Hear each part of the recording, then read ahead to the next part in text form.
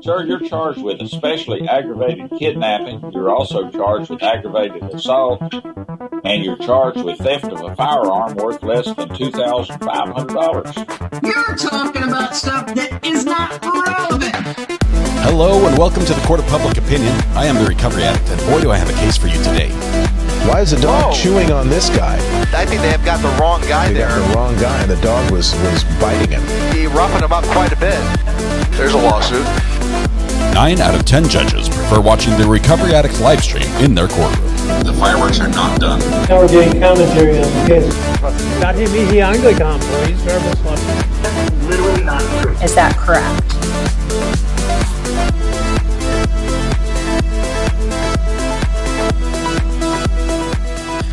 Welcome back. Welcome back to the Court of Public Opinion. I'm the Recovery Addict.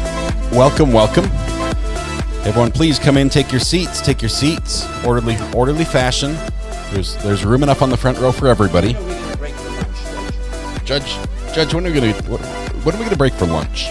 Any minute now, probably. Any minute now.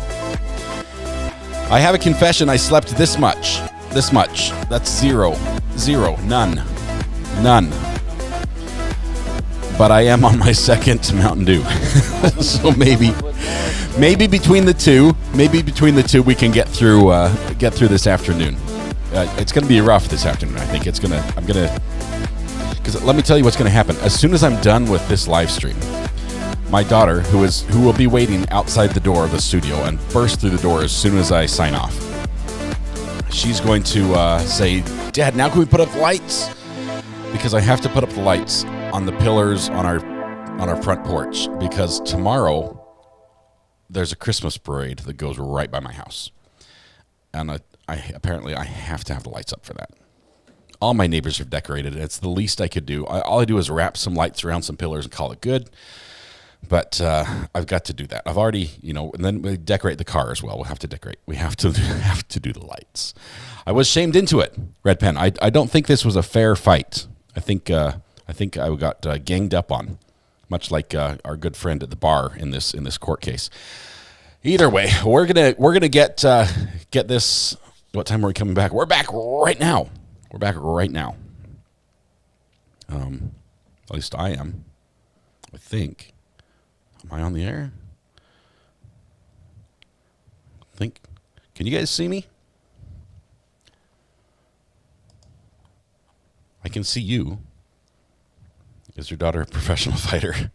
When it comes to putting up the Christmas lights, if I don't put them up, she will become a professional fighter, and I will be her training dummy, is what will happen. Yes, you're on. Okay, chat, but chat on screen, please. I'm not a cat. There we go. Chat. Okay, let's do that. Ashley, congratulations, Ashley, once again. First in chat. This is a twofer for you as well. Twice in a row and many times before. Congratulations, first person in chat. Each time we go live wins the internet, and Ashley has done that many times before. Congratulations, Ashley. Great work. Stiff competition today. More experience. Yes, send someone with more experience. No, not many people with more experience than Ashley on winning the internet. So congratulations, Ashley. Thank you very much. Just keep it running for the rest of us. We'll all be happy. All right, we have a court case we need to jump to because it's already started. Now, I've elected to speed it up, right? Is that fair? Can we do that? Why is it not working? There we go. Don't miss the forest for the trees. Settings. We're just gonna go maybe 1.25 speed. Is that all right? 1.25 speed is all. And we'll turn on the audio here from the courtroom. Get ready to go there in just a second. A little bit of noise from the courtroom. Let's if you guys can hush in the courtroom, please. That would be great. Okay, I need a downstream keyer on tied so we can cut to that. Boom. There we go. It's almost as if I took a nap. All rise. I saw a troll came in, Ashley. Oh my goodness. Adam, you got hit with a gas tank? Is that what happened from a troll? Man. All rise. Yeah, thanks to our great mods for taking care of that. I appreciate that. And on the record for State versus John Delee, and right, we just ears. returned from the View. One of the jurors approached me and I don't know who's talking there. One of the jurors approached me. and I would address it. Well, I didn't tell her I'd address it with you, but that was my plan. So, so I don't know what, if anything, you want me to do about that. I don't necessarily have any inherent concern with somebody seeing something. If we had an accident on 93 that we're here litigating, we wouldn't exclude anyone that's been on 93. If defense wants something, maybe just a generic question that Somebody had an accident? he agrees not to consider anything in reaching a determination of the fact. But beyond that, I have no inherent concern Okay. with that. It's weird. Say maybe just an instruction that she consider whatever she saw during It's, the view and not consider. Let me just tell you that we're getting 20 decibels louder in the left ear than the right ear. And this is a common It's going to be hard to do because she's going to watch the common video setup. from inside the So bar. let me see if I can she's in a fix that. slightly better position than other jurors to know the layout. I'm not sure that makes a big difference.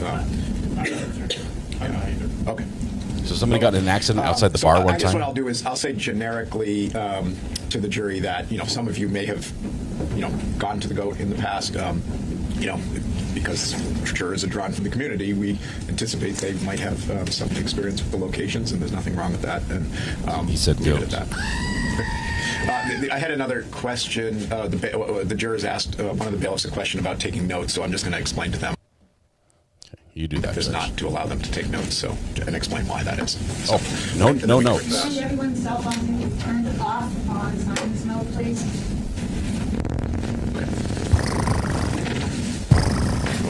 Someone's rotary phone is dialing right now. Okay, here we go. We can somebody tell me? Can someone tell me what's the name of the goat? Where's? Raise your hand if you've been to goat. Tell me the actual proper name of the goats, by the way. Michelle, North Carolina, welcome to the gallery. All rise for the jury. Michelle, don't. Is this a new account for you? I thought we had you already. Or is that Michelle in South Carolina? Oh, welcome. Good to have you here. This is today's testimony. We're catching up on what's happening today right now. Let's do a quick thing. I'm trying to find the goat on Google Earth because the jury got a tour, and I figured the least I could do is give you a tour as well. The goat. Okay, before we continue with the testimony, a couple of housekeeping matters. So one of the jurors on The View asked a question about having been to the GOAT in the past. And so there's nothing wrong with that. That doesn't create a conflict. So if any of you have been to that establishment before, you know, that's not a problem. Jurors are drawn from the community in which the events are alleged to have occurred. And, you know, one of the expectations is that you might be familiar with the location. Sometimes not. Some people are, you know, obviously come from throughout Hillsborough County. And so some of you may be more or less familiar with those locations. But the fact that somebody happened to have been at that particular location in the past, as long as it wasn't on the night in question, that is not a conflict or a problem in the case.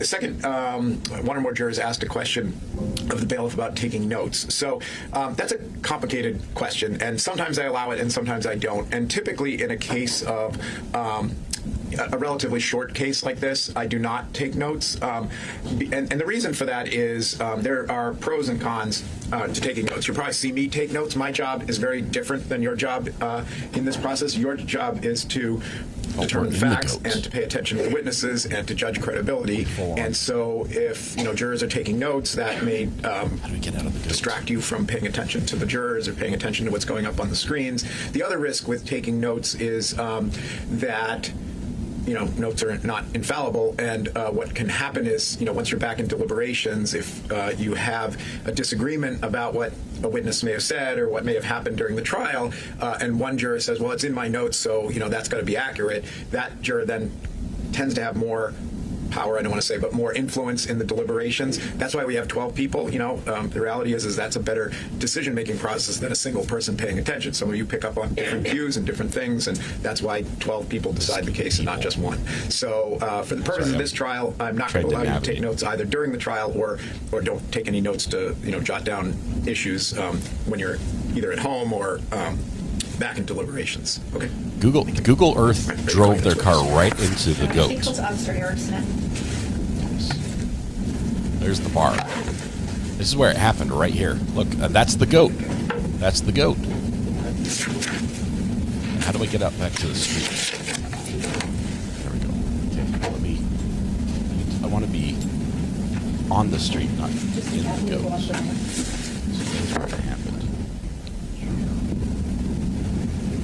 Or you're seated, if you can just raise your right hand. Do you solemnly swear the testimony you're about to give We're will gonna be the cut truth, this. the whole truth, and nothing but the truth? So I hope you got All right. this, Your Honor. It's a nice looking goat. And there's water there if you need it for you. There's a microphone in front of you, so I'll just remind you to speak up if I can't hear you, but just so you know that that's there. What could you state your name and spell your last name for the record, please? Officer Eric Smith, Smith. And where are you currently employed, Officer Smith? I'm currently employed with the City of Myrtle Beach Police Department. I was employed with the Manchester Police Department from October 2022 up until October of 2023. Is that when you moved to Myrtle Beach? I was employed with the City of Myrtle Beach prior to working with Manchester. I have since returned back to the City of Myrtle Beach after leaving Manchester. And what was your position at the time that you left Manchester PD? I was a full-time police officer. As you're certified in the state of New Hampshire as a full-time officer? Correct, yes, ma'am. So I'd like to turn your attention now to January 27th of 2023. Were you working with Manchester PD that night? Yes, ma'am. And can you describe what the nature of your work was that night? I was assigned to an off-duty overtime detail at the GOAT. And what's the general responsibilities of a Manchester police officer working in detail at the GOAT? It's an overtime assignment where we would just be stationed in that particular instance at the GOAT, and we would just stay inside of the bar. We could go outside, but just to remain on the property for mainly officer presence. Red Pen, So thank did you the so GOAT much. have their own security there at the same time that you were there? Yes, ma'am, they did. Thank you, Red And Pen. how much of a presence do they have in terms of security? They usually had several. They would have a couple at the entry door. They would be scattered throughout the bar, a couple near the stage, back door, and throughout the establishment. So if there was a disturbance while you were working, who would handle it? The GOAT security. And then what would your role be? The GOAT would handle it. It would just be a backup in case they needed any further assistance. However, there were usually several there to handle any other things that came up. Were you wearing a uniform when you were working that night? Yes, ma'am. And would you have your standard equipment on you? Like, would you have your duty weapon and everything else on you? Yeah, it was the full uniform, police radio, taser, firearm, handcuffs, everything. When did your shift start that night? Whips. On the 27th? Chains. So the GOAT would hire us from 10 p.m. up until 2 a.m. And that's after the bars closed then? You're staying through to the end? Yeah, unless they release us early, but usually right up until 1:30 to 2 a.m. So I'm going to show you State's Exhibit 33 up on the screen. Is that coming up on the screen in front of you Yes, also? Do you know what you're looking at in this picture? Yep, this is the GOAT, the layout of the bar, of the whole establishment. So if you don't mind, I'm going to ask you to come over to the larger version that's down here. And I know I've been told if you... Actually, do you mind going to the left side of the screen? I was told that we'll pick you up a little better on the microphone. Can you just show us where your position was when you were stationed there?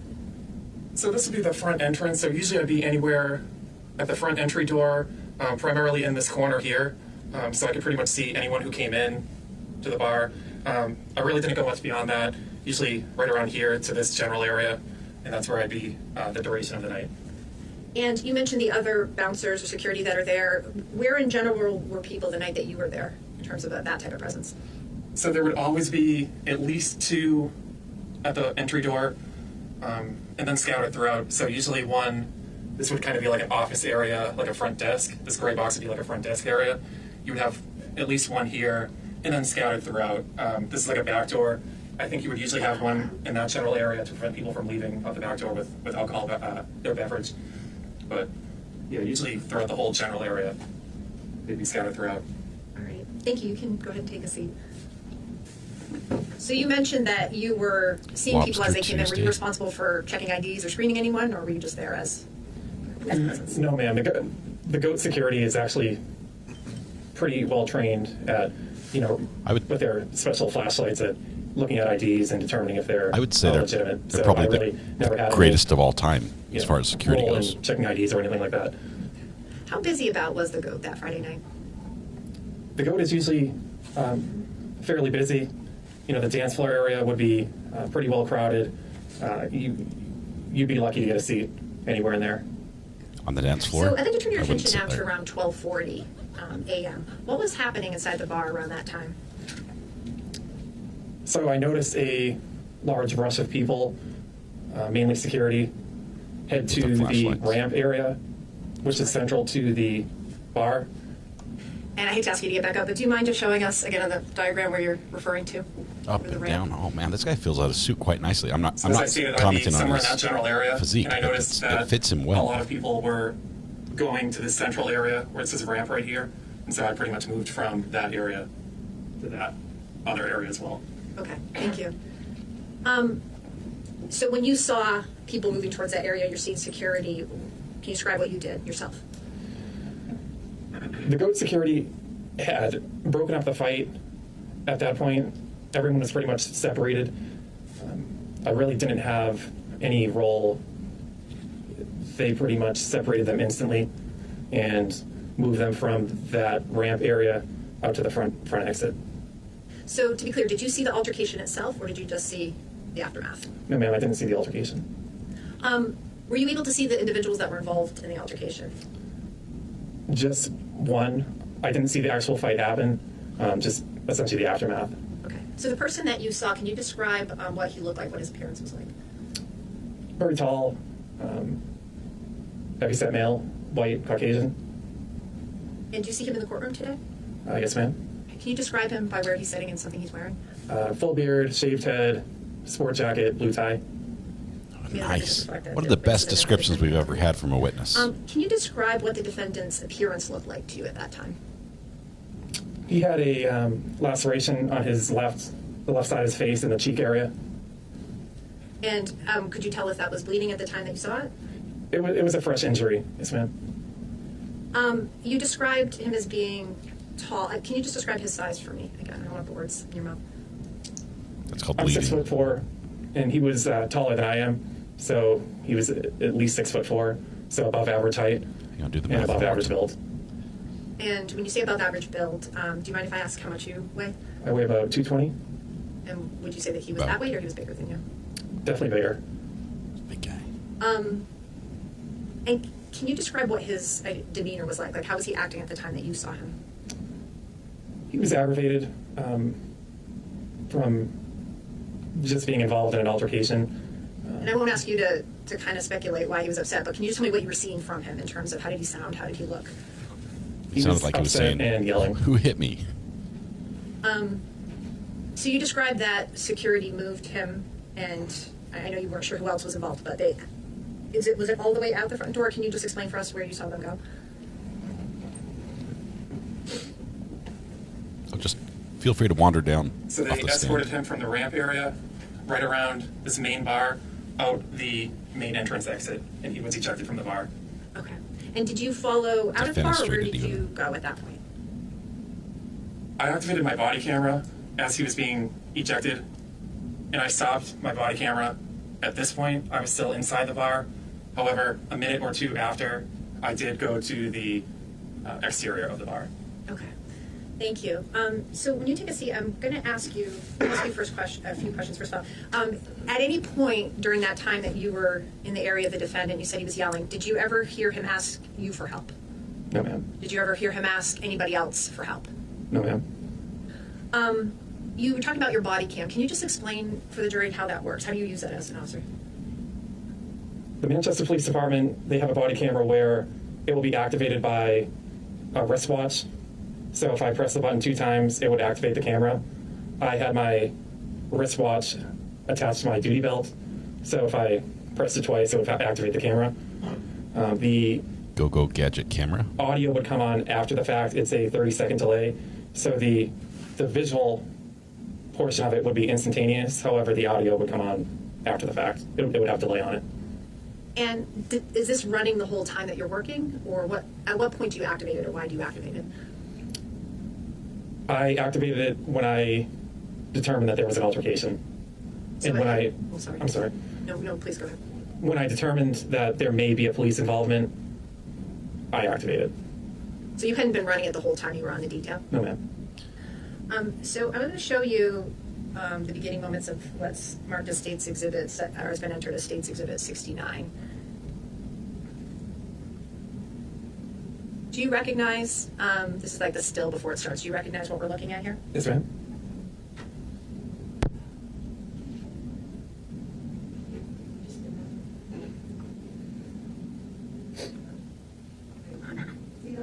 That's right. Thank you. Okay, thank you. Officer Smith, can you just describe for us, first of all, does this look familiar to you? Have you reviewed this footage? Yes, ma'am. Okay, and what is this here? Is it okay if I get up? Oh, yeah, absolutely. So this bar area here would be the central bar that was in the last map of the establishment. So we're looking into the goat from the perspective that you're standing? Correct. And I know it sounds like a strange question, but where on your body is the camera? It would either be somewhere around my left pocket. Because in the middle of my chest would be a zipper to attach my vest with my equipment, so it would be on my left offset of the center. Okay. So we're not seeing things from your eye the same way that your eye would have seen it. We're seeing it from lower. Chest height. Okay. And you can go ahead and take a seat and see. Coming So awfully as we're close to walking showing through the this, as you jury. indicated, there's no sound normally in the beginning when your camera starts? Yes, ma'am, that's correct. And does it just turn on automatically at a certain point? After that 30 second lag time. Just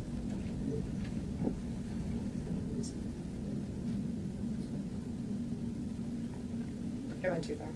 I will have to watch these again. So we're seeing you right now where you were initially stationed. When you start to turn, why are you turning? What's going on? Oh, sorry, as you start to move, I should say. So, like this gentleman, for example, he has that flag on the back of his sweatshirt, hoodie sweatshirt. I recognize that they are security for the goat. So when I see them kind of scurrying to a location, it's abnormal and there's something going on. Okay. So This dude was security, but all he did was watch the other security and respond when they did. Flag in the back, those are security? Yeah, this is Whiskey the People with the white American flag. Whiskey the people.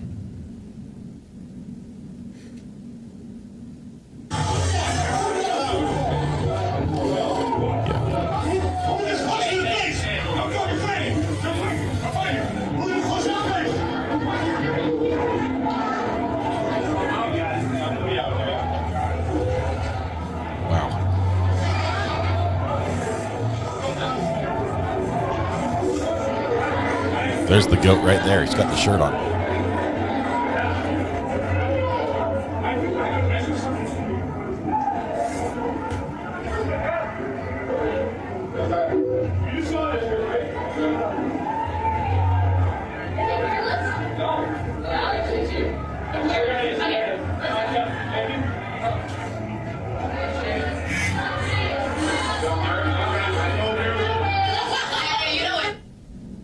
So when you were following right before the defendant leaves the goat, you described, so there's that Whiskey the People shirt. There's also some black sweatshirts that show like a white goat sign. Were those all bouncers that were?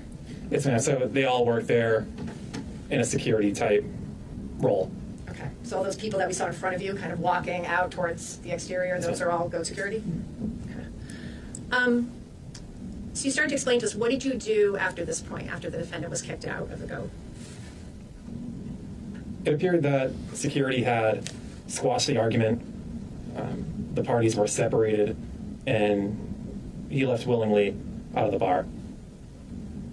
So what did you do at this point? Where I turned off my body camera, I stayed there for about a minute, but then I went outside as well. And after you were outside, did you observe anything that caused you concern? Not at that time. I had just been talking to a few people, and as stated in my police report, it had appeared that the argument had ended completely at that time. What happened at that point? Shortly thereafter, about a minute or two after I was outside, I heard several pops, which I determined to be gunshots. And could you tell where those were coming from? So they were coming from east of my location, which would have been toward the direction of Soho and Bank of America and Elm Street. What did you do at that point when you heard what you believe were gunshots? I immediately moved in the direction of the gunshots to where the sound was coming from. And did you notify anyone of what was happening at that point? Yeah, so I went over my portable radio to notify dispatch that there were shots fired. And what happened as you started to move in that area towards Soho? As I took a few steps, I saw 2 or 3 young females in the opening of one of the businesses. It was another entryway, and they were huddled in like a fetal position, and it was clear that they were pretty scared. Once I determined that they were okay, I continued past them. And what did you see as you moved past them down the road? So after I passed them, I was on the sidewalk at that point, and I continued to walk in the middle of the street, Old Granite Street, to where I found the victim, Timothy Pouliot. And what did you observe about Timothy Pouliot at that time? He was on his back, sprawled out. And about where was he in relation to the other buildings? He was in the middle of the street, so maybe 10 or 20 feet from the business, from Soho. Was there anyone else near him at that time? Yeah, so he had one female on his left side and another female on his right side. And did you know who those people were? No, ma'am. Who were with him? Okay. Did you ever identify who they were at that time? No, ma'am. When you said that Timothy Pouliot was lying down, did you make any observations about what his condition was at that point? Things happened very quickly. I was unable to make contact, view him at all. What did you do at that point? So if you've seen him lying down and you see the 2 people on either side, where did you go? How did you know where to go next? The female who was on the left side of his body pointed and said that the shooter was over there. She specifically said he's got a gun. And when you say over there, where was this person gesturing? Gesturing, or are they indicating somehow? Pointing toward the alley beside Soho. And so what did you do at that time? As I was standing there, I just rotated my body and was able to identify that the defendant was there with a firearm. And did you recognize him as the person you had seen in the GO before? Yes, ma'am. Can you describe what he was doing when you first saw him? He walked toward me a few steps, and then I drew my firearm and pointed it at him. And you had said he had a firearm when you first saw him? Yes, ma'am. Do you remember what he was doing with it, where it was? How did you notice it? It was in his right hand, and he really wasn't doing anything with it. It was just kind of off to his side. Were there any other officers on the scene yet, or were you the first there? Not at that time. However, backup arrived very quickly, approximately 20 seconds after I radioed for assistance. So you said you drew your firearm. Yes, ma'am. And you pointed it at him. How did he react? He instantly put his firearm down on the ground and put his hands in the air. And what did you do at that time? I just held him at gunpoint. I notified dispatch that I had one subject at gunpoint, and about 10 seconds later, it was very quick, Officer Beliza came on scene, and he stood to the right of me. And what happened at that point once he was on scene also? As I held him at gunpoint, Officer Beliza detained him in handcuffs. What happened with the firearm? Were you able to see that? So after... I should be specific, I'm sorry. The firearm the defendant was holding when you first arrived. What happened with that? After he was detained, I was able to go up to the firearm and I kicked it back away from him, just so it was safe. And you indicated Officer Beliza was the one that put him in handcuffs? Yes, ma'am. Were there other officers on the scene at this point, or was it still just the 2 of you? Officer Beliza was the first officer on scene. However, within a minute or two, there were several additional officers who had come to the scene. So I'm going to ask you to take a look. If we shut the lights again. So we talked about your body camera footage. Did you activate your body cam footage again? You activated it the first time when the altercation happened in the bar. Did you activate it a second time? Yes, ma'am. This was the second activation. Do you remember about when you activated it, or what made you think to activate it? When I heard the pops. So when you heard what you thought were gunshots, you activated it again at that point? Yes, before ma'am. you started going down Old Granite Street? That's correct. Yes, ma'am. And if you had, I'm going to show you what's been entered as State's Exhibit 70. This is about a 2-minute, 2.5-minute clip of the beginning, just the beginning part of your footage. Have you had a chance to review this? Yes, ma'am. Okay. And does this match your recollection of those first couple of minutes after you activated your body cam? Yes, this would be old Lorena right in front of the bar. So again, like with the last time, there's no sound in the beginning, but then the sound kicks in at a certain point? Yes, ma'am, that's correct. Deafens us.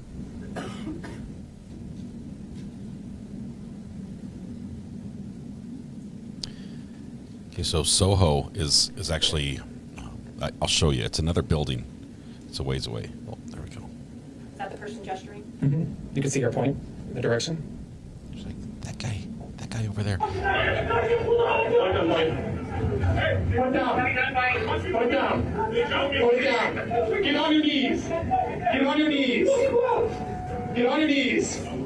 Put your arms out. Get on your face.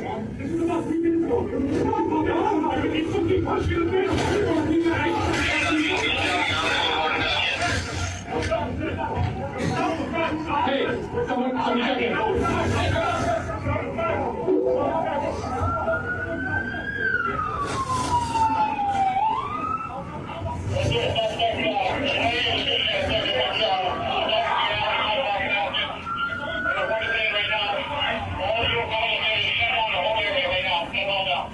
Shut that hole in.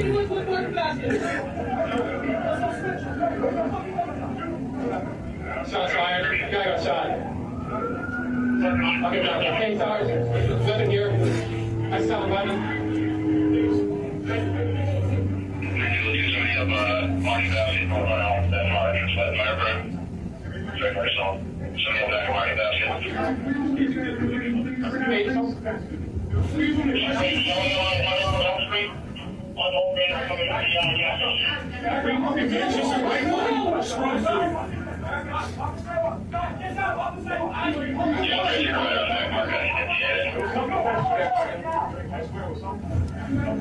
I swear it was self-defense. So that part at the end where you're saying that's your voice that we're hearing on the body cam, Sarge, I got the weapon? Yes, ma'am. Okay. You had mentioned that you kicked the firearm away from the defendant before Officer Beleza put him in handcuffs. Where did it wind up about in that area? I think we could kind of see a little in the video, but is it about where you're standing in this space? Yeah, it was around the sidewalk. I know there's a snowbank, but it was around the sidewalk. Did you take any steps to make sure that it was secure after that initial kick? I never touched it. Okay. What did you do to, when I'm saying the word secure, I know, did you ever physically touch it yourself? Never. Okay. No. What did you do to make sure that it was preserved, that somebody could find it? I stood right next to it for approximately 20 minutes until I was relieved by Officer Gagney. The individual in the leather coat in the video, he was my supervisor, Sergeant Feather. He was the on-duty supervisor that night, and he relieved me at the scene. May we have a moment? Okay, so good stuff. Body cam. Great stuff. Let's see if we have any cross here for this witness. Oh, wait. They're going to do a little... They need a long moment. Let me just show you on the map here. We'll keep the audio going, but let me show you on our map. So sometimes evidence comes in part. So the video ends at this point based on some pretrial rulings I made about evidence. So don't speculate about what happened on the video or why you didn't see the rest of the video. That's based on a ruling that I made way down here. In this case before this trial started. Okay. Way down here is the goat. And I know for the questions at this time, Officer Smith, the defense counsel has a question. Here's the goat right there. So Soho is up the street, and the alleyway is right up here. So this is the alleyway that we just saw in the video. Where he was held at gunpoint was basically right here at this corner by this alleyway.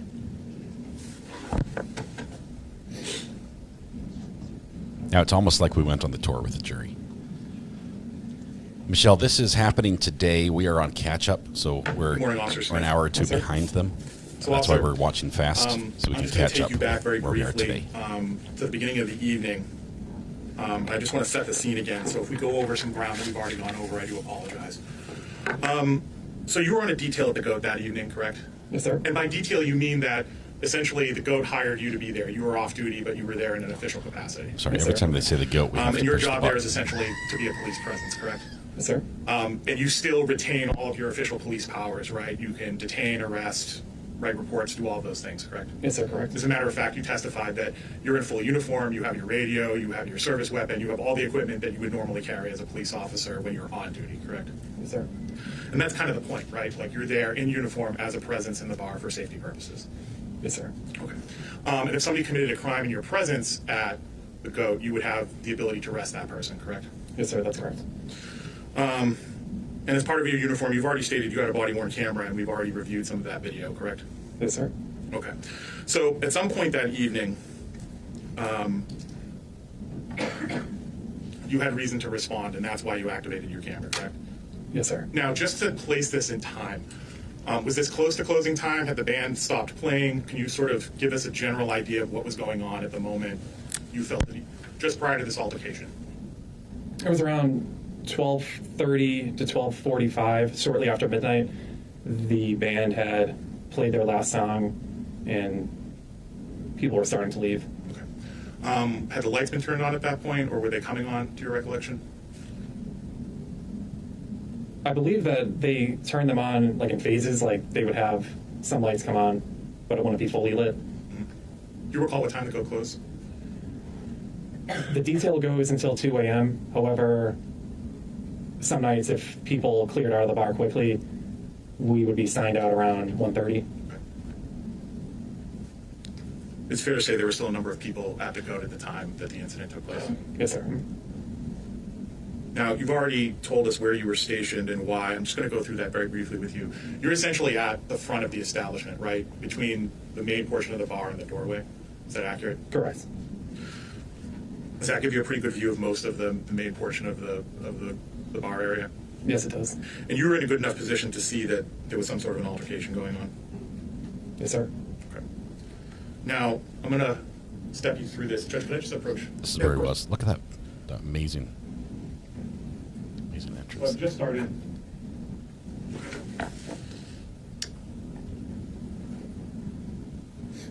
I'm going to play this all the way through again once.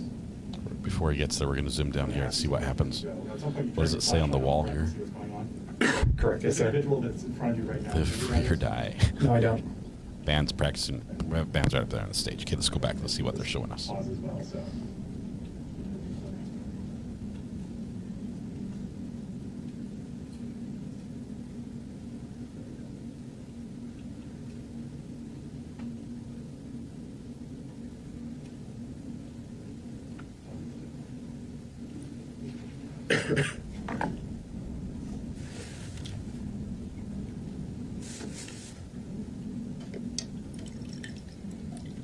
Oh, we get ASMR too. It's awesome.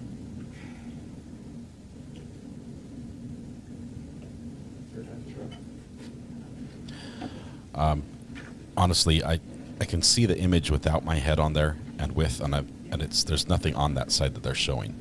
Like that little black line between me and the image, that's the edge of the video. So you're not missing anything.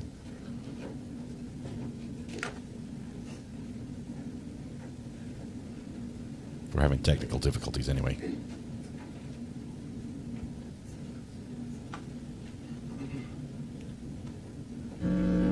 Oh, not good. Apparently the band is just miking up their instruments. We're probably going to get a copyright strike if the band plays any music that's copyrighted. Let's see what happens.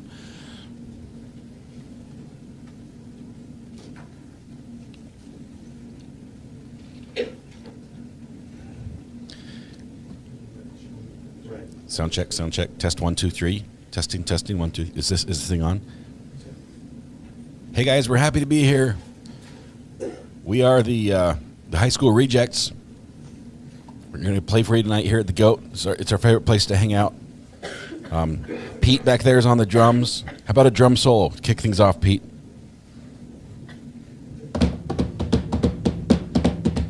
Oh, good job, Pete. Thanks.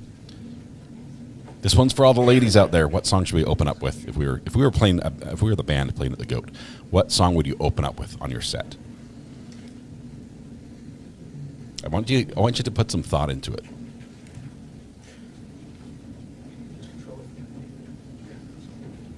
That's the one course they don't teach you in law school, is how to run a computer. All that debt, and I still don't know how to run a computer.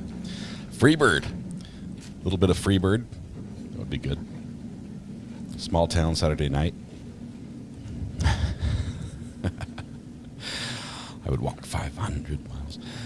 That was like a one-hit wonder, wasn't it? 500 miles. That was a song from a Welsh group.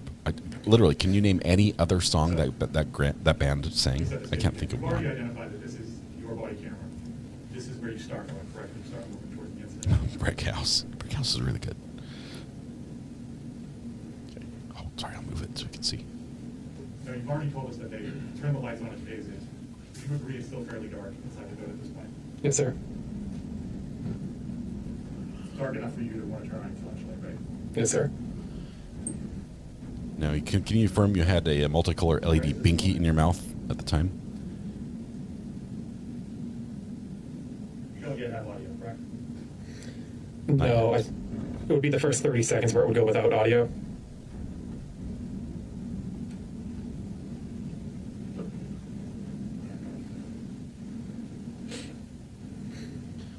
We had better video from the First Amendment auditor. This is rough stuff.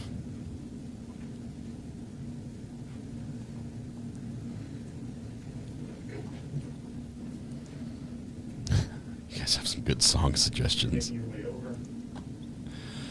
Johnny's got a gun. A little bit of a change, but we'll take it. I'm going to play this for you again. We're gonna re-rack it. Was that was what we were supposed to see? Sorry, guys, I was distracted. We're gonna watch it over and over until we can see. How about you stand in front of the screen so none of the rest of us can see, sir? And then when you you're just making your way over, correct? Correct. You activate your flashlight. Now, you just previously said you don't know who this person is, right? Correct. I don't know who he is. Did you speak to him? Nope. Did he speak to you? Wipeout.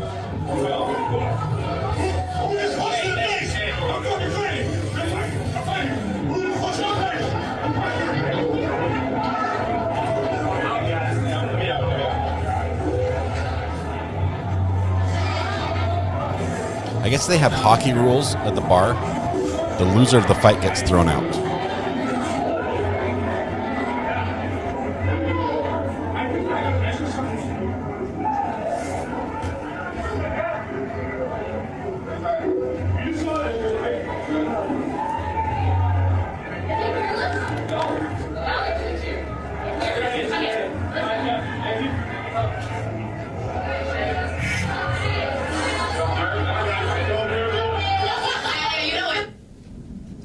So, Officer Smith, is that an accurate recording? Is that what happened? There's only one answer to this. So, once you previously testified that the individual in that video, he was upset, correct? He was angry, he was upset, he was injured, correct? Yes, sir. He repeats over and over again, somebody had punched him in the face. Yes, sir. Okay. And he says, come fight me. So who just punched me in the face? Come fight me. Those are his words, correct? Yes, sir. And it's fair to say that as you followed him and everybody else outside the bar, your body-worn camera continued to record the statements of the individuals involved, correct? Yes, sir. Okay. And even if you didn't hear what people were saying, your body-worn camera certainly recorded a number of statements, correct? That's accurate. Yes, sir. The individual in that video, he didn't get carried out of the bar, correct? No, he walked out. He walked out. As a matter of fact, you previously testified that he willingly left. Yes, sir. And as he's leaving the goat, he says, did you see that? Did you see that? Somebody sucker punched me. That's accurate, correct? Yes, sir. Okay. And as he's leaving, he sort of repeats that. Did you see that? I got punched in the face. Yes, sir. And at that point, you stop in that little sort of front door vestibule area of the goat, correct? At Yes. which point you deactivate your body-worn camera because, as far as you're concerned, the incident was over. Yes, sir. So at this point, you believe that everybody who was involved in that altercation has been put out of the bar. Yes, sir. Including the large gentleman with the injury, and you followed them out, right? You didn't lead them out. You didn't have your hands on him in any capacity, correct? Correct. Yes, sir. Did at any point you leave to check and see if he required further medical attention? After the body camera was turned off. I did go up outside approximately a minute or two later. Was he still out front of the bar at that point? I didn't see him, no. Okay. So it's fair to say you didn't render him aid or ask him if he needed an ambulance or medical attention at any point? No, sir. Did you check to see, again, if any other individuals who might have been involved in the fight needed medical attention? No, sir. Okay. Did you see if they were all standing together out on the sidewalk? When I was outside, I wasn't specifically looking for them. It was just me outside, just general officer presence, just me being there. Okay. So you stepped outside. Your testimony is a minute or two later, and you didn't see anybody. There would be the general crowd waiting for rides to be picked up, etc. Let me rephrase. You didn't see he can Mr. lead a John Delee little standing bit. outside the goat when you stepped outside? No, sir. You didn't see the other individual that I pointed out that sort of passed in front of your body-worn camera that you didn't recognize? That's correct. I didn't see him either. Now, at some point, you were standing inside or outside of the goat when you heard gunshots? I was outside at that time. Okay. And as soon as you hear gunshots, did you call dispatch? Almost immediately. Yes, sir. And you start making your way up the street towards the sound of gunfire? Yes, sir. At this point, are you calling 911, are you calling over the radio that you hear gunshots? Yes, I did. You activate your body-worn camera so that it's recording, correct? That's correct. And again, I could approach the screen, Judge. And this is an accurate representation of you making your way up the street? Yes, sir. That's me. Yeah, the jury is saying yes, so. I apologize. You're blocking the jury's view, You sir. previously identified that this is the individual who was struck by bullets. Yes, sir. And you previously identified this as Recording. Yes, sir. He reaches into his waistband right there. Try something on the ground. Yes, sir. Put down. Put down. Get down. Get on your knees. Get on your knees. Counsel, I don't believe the jurors heard your question. I understand. Because the audio came on. In the video we just watched, as you're walking up to John Delee, he reaches into his waistband, correct? Yes, sir. He takes something out of his waistband. Yes, sir. That's a good He puts it on one. the ground. It's on my phone. Correct. It's on my playlist. That's the handgun, right? Yes, sir. And he does that almost contemporaneously with you interacting, having contact with him. That's It's correct. very close in time to when you testified that you start to hold him at gunpoint. Yes, sir. And that camera, as you previously testified, that recording essentially sees what you're seeing. Yes, sir. It hears what you're hearing. So the moment he interacts with you, he's putting the firearm on the ground. He puts his hands up. It's fair to say that he's fully complying with everything you're asking him to do. Yes, sir. With the exception of one thing, you tell him to get on his face and he doesn't do that, right? He doesn't lie down on the ground. Correct. But he stays there with his hands out, yelling at you, they attacked me, it was self-defense. Judge York, any questions?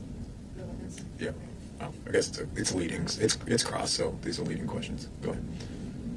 His response to you, if you recall, was to put his hands out We got a and second say, objection. it was self-defense, they attacked me. Correct? Yes, sir. Correct.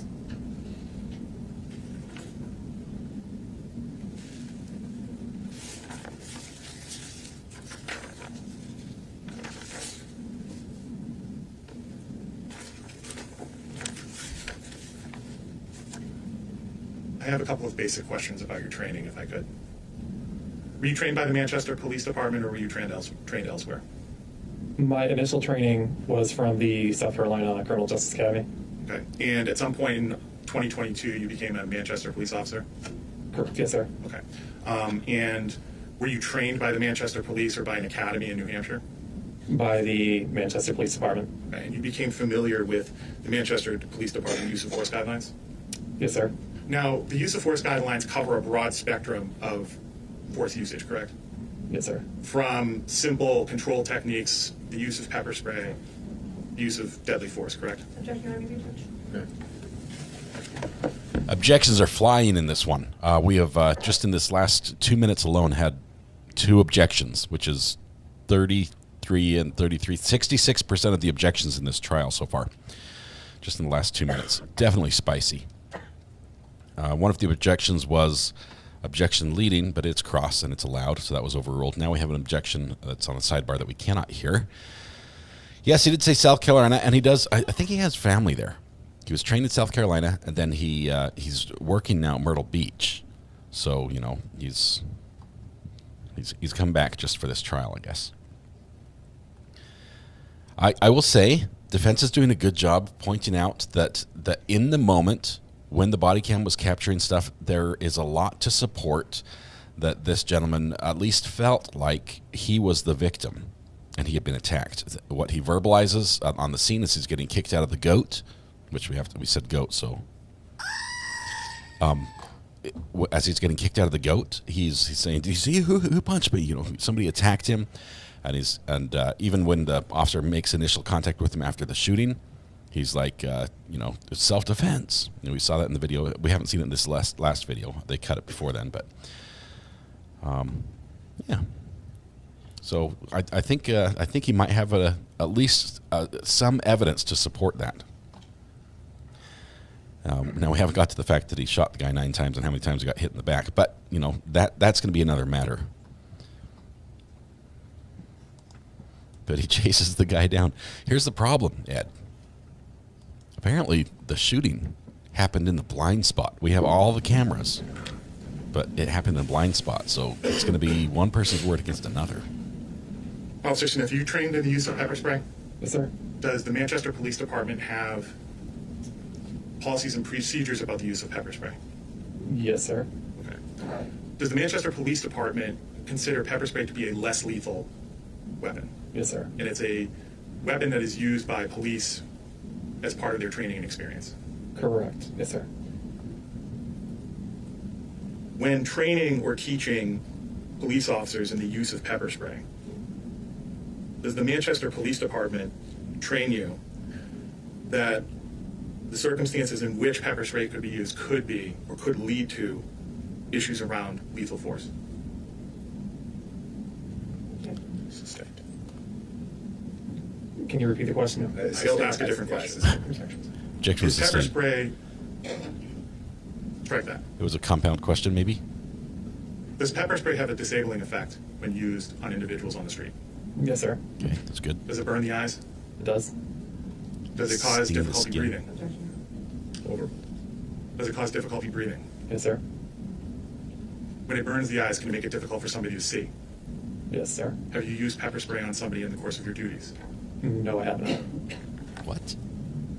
Have you been pepper sprayed? This would be the next question. Have you been pepper sprayed?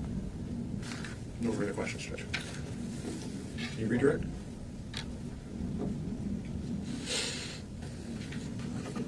He's asking those questions because the threat of pepper spray against the defendant is why he shot, apparently. The threat that he was going to be pepper sprayed. It could lead to a life-threatening situation. Thus, he could fear for his life when someone else brandished Officer a Smith, you canister of spray. testified that pepper spray is a non-lethal form of weapon. Yes, ma'am. Accurate?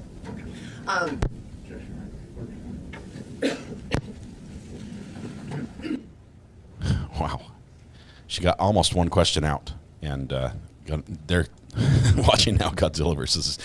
No.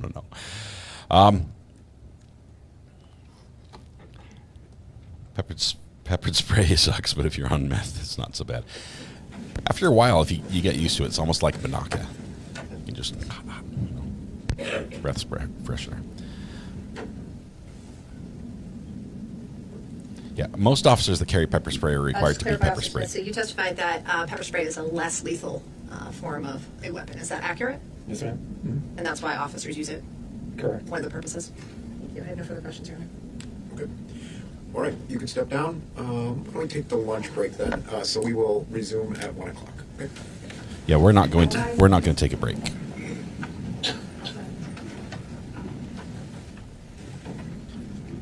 Let's just check really quickly. 3, 2, 1. I think we're just going to lunch. I don't think he does the whole "do you guys have any business before we get out of here" thing. Let's see. Did he just bail? Yep. He bailed. He's like, "See ya. Lunch is happening, you guys. Don't get between me and the door." Judge is on his way out. So we're going to skip past lunch here a little bit and get caught up to what happened after lunch. We're really flying. We're going to be caught up by the end of the day. Let's see. Right here. Oh, beep, beep, beep. Back up.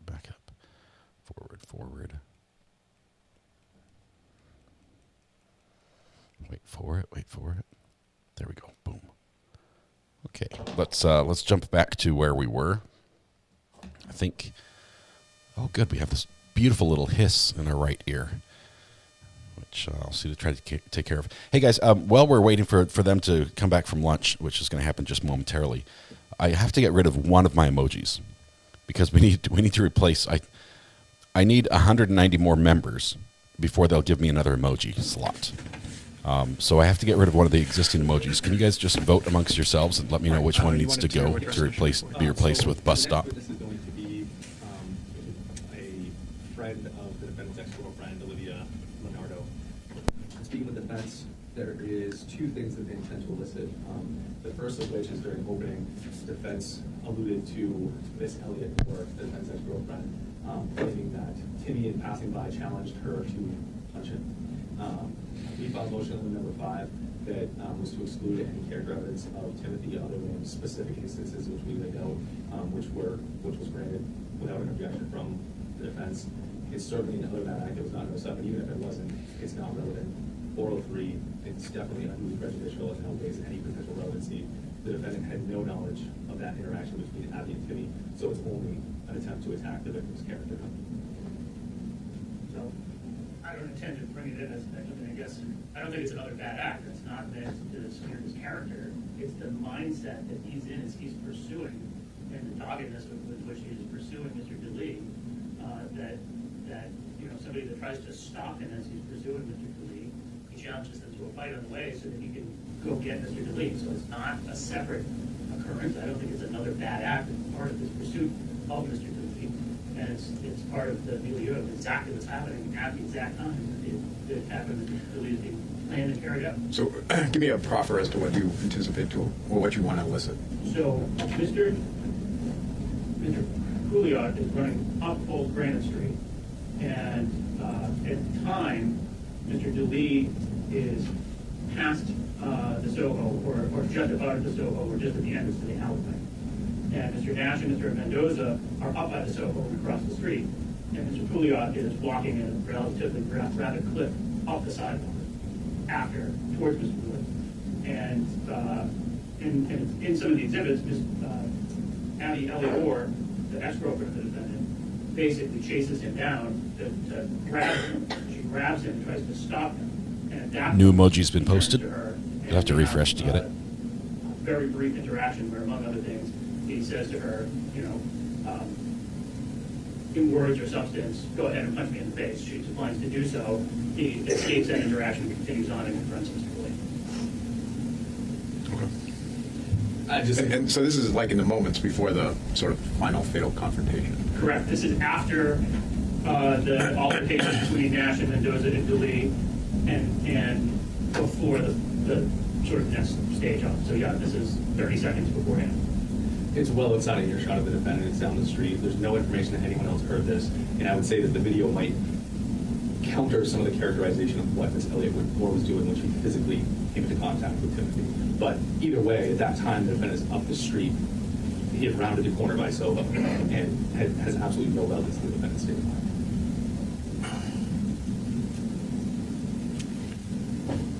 Well, but is it not relevant to Mr. Pouliot's state of mind and what's about to happen next? I don't know what the relevance at that point with his interaction with Olivia, that relevance Timothy's alleged frustration or confrontation with Abby has on the victim's state of mind with regard to the defendant. If you can't see this emoji, you might have to refresh and reload the page. She's trying to prevent him from pursuing the defendant. That's the context in which this comes up. And it demonstrates his state of mind at the time that he's pursuing. It just demonstrates the aggressiveness that he has. We don't have audio of the actual altercation, so we don't know exactly what he's saying to Mr. Delee and Mr. Delee saying to him. But I think it's instructive for the jury that at that very moment, that's his state of mind, is that he's combative, he is intending on an altercation with Mr. Delee, and he'll do what he needs to do to be able to do it, even though somebody else is trying to intervene and prevent him from having an altercation with Mr. Delee. I just have to clarify the record. The intervene stuff. She runs up the sidewalk and pushes him physically in the back. Olivia would testify that they were talking shit to each other. That would be her testimony, talking shit to each other back and forth after she pushed him. That may be Miss Elliott Orr's characterization of what she was doing, but the video evidence and the other evidence would undermine that. Oh. Well, so I guess first off, this isn't 404B evidence by any stretch of the imagination. If there's anything that's intrinsic to the events, this is intrinsic. And so the question then comes down to, is it relevant and is it unfairly prejudicial? The events 30 seconds before the fatal confrontation, I think, are almost obviously relevant. And I don't think it's unfairly prejudicial. I mean, to the extent you disagree with what she's going to say, it sounds like you have plenty of ability to impeach that. So that's what trials are about. And the other, the parties of time, the state is not intending on introducing the defendant's racist remarks. So during that portion of the testimony, the state's going to lead Ms. Leonardo through that to try to avoid that coming. Okay. All right. Did he say racist remarks? We have to be very careful. Be very careful there. They're going to lead through. He just warned the judge that the state is going to lead a witness through an area so they don't introduce racist remarks, because that could cause problems. Judge has a good radio voice, good mic as well. For the jury. Jury's back in.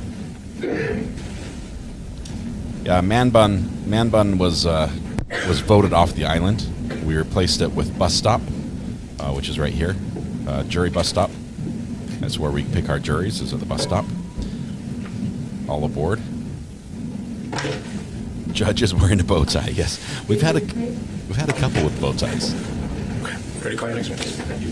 Name and call Olivia Leonardo. Olivia Bernardo.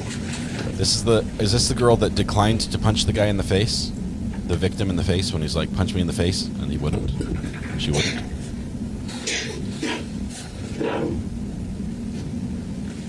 I think we started Man Bun. Was it with Zachariah Anderson or prior to that?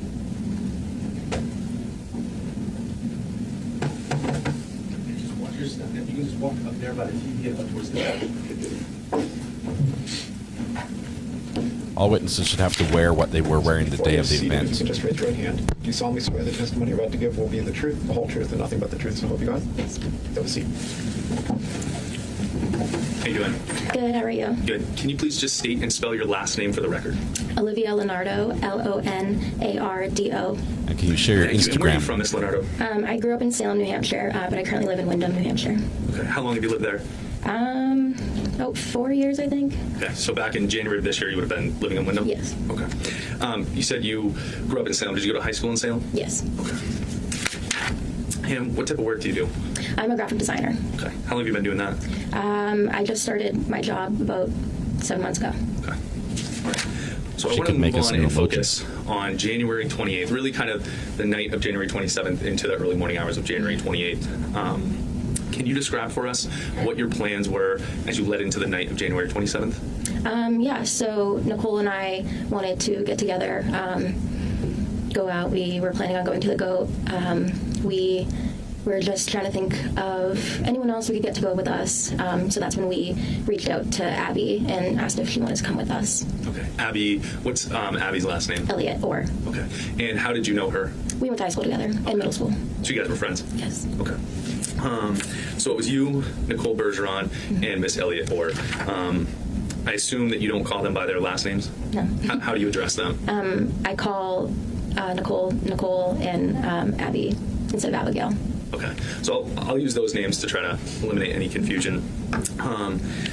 So before January of this year, how long had you known Abby and Nicole for? I had known Abby since about 6th grade, and Nicole and I had been friends since, I'd say, sophomore year of high school. Did you guys have a plan to meet anyone else when you went out that night? No. And so you went to the GOAT. Do you remember about what time you arrived? I think we got there around 11, and we were standing in line outside. And were you outside for a while? Yeah, maybe about 30 minutes. Okay. And so we're talking somewhere around 11:30 you get in? I think so. And what happened shortly after you finally get into the GOAT? We went to the bar and got drinks and then went down to the dance floor. And pretty soon after that is when Timmy and his friends came up to us. Okay. Did they introduce themselves? Yes. Who introduced themselves to you? Timmy and Michael. And how was that interaction? What was that interaction like? What was the demeanor? We all felt kind of weird, like it just didn't feel right. They were being friendly, but it just felt like something was wrong. And what do you mean by that? Just kind of a gut feeling. We were just uncomfortable. Okay. Is that because of how quickly they came up to you? I think that was probably what had to do with it. Yeah. Okay. And did you know Timmy and Michael before that night? No. Okay. And what happened while Timmy and Michael were talking with you, Nicole, and Abby? John came over to us. Okay. And did you know John before that night? I knew of him, but I don't think we've ever spoken before. How did you know him at all? We went to high school together. Okay. And did he know the rest of your friends? Did you all know each other? Yes. Okay. And you were all, what was the relationships that everyone else had? He had dated Abby in the previous summer. And I think he knew of Nicole, but same relationship with him and I, that they never really spoke, to my knowledge. Okay. And was John alone, or did he have friends with him that night? He had friends with him. Okay. So when he first walks up, did he walk up alone, or did he walk up with his friends? It was just him. Okay. And do you remember about how many friends he had with him later on? 4 or 5. Okay. And do you remember any of the specific friends that he had with him? Sorry, what was that? Do you remember any of the specific friends that he had with him that night? I knew Matt and his friend Gage introduced himself to me, but those were the only people I knew. Okay. And do you remember Matt's last name? Soldano. And how did you know Matt? We went to high school together. Okay. So you said when he first came up to you, he came up to you alone. Mm-hmm. How would you describe Timmy's size? Small. And how would you describe the defendant's size? Very large. How would you compare the two? Complete opposites. Okay. And what did John say when he first walked up? He asked Abby something along the lines of, "Why are you talking to this scum?" Language alert. Here we go. And just wait. Was that the first interaction that you saw the defendant have with Timmy that night? Yes. What was Timmy's reaction to the defendant walking up and making this scum comment? They ended up kind of shaking it off and being like, "It's all good," shook hands, and everyone kind of walked away. Okay. And so when they left the group, where was the next place you had any interactions with Timmy or Michael? A little bit later on, me, Nicole, and Abby went back up to the bar, and Nicole was ordering another drink, and Timmy and Michael came up to us. So that was when we saw them again. Okay. And when you say up to the bar, was it that big bar that's up towards the front, or is it that little side bar off to the side? The big one, like up the ramp. Okay. And can you describe for us what happened during that interaction? Michael and Timmy were telling us that they could knock John out in one punch. They claimed that they were pro fighters. They were just saying that they were going to fight John, and we were just like, we didn't really think that they were serious, so we just ended up walking away. And where did you, Nicole, and Abby go after that? Back down to the dance floor, back to John and Matt and that whole group. And what happened there? John had asked Abby what was said, and Abby told him they said that they're going to knock you out with one punch. And what was John's demeanor like to that? He was kind of just like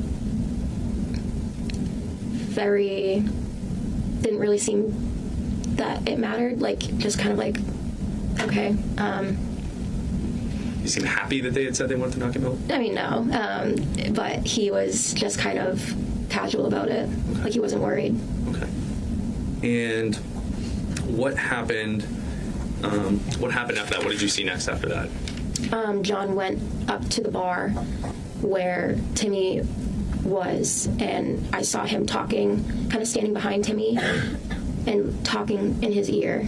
And then things got a little bit heated, and a bouncer or a bartender broke it up, and that's when John came back down to the ramp back to me, Nicole, and Abby. And what did the defendant say after he came back down the ramp? He was saying that he was telling Timmy, like, we'll take it outside, seeing if he wanted to fight. Okay. Did the defendant tell you he was scared? No. Did he seem scared? No. Did he express any worry whatsoever? No. Okay. And what happens within a minute or so after the defendant comes back down the ramp? You see? Michael came down the ramp after that and punched John in the face. Okay. And did you actually see the punch? Mm-hmm. Okay. And what happened after that altercation? They fell to the ground and they were fighting. I kind of got pushed like towards the top of the ramp, and Nicole and Abby were still at the bottom. And where did everyone go after that?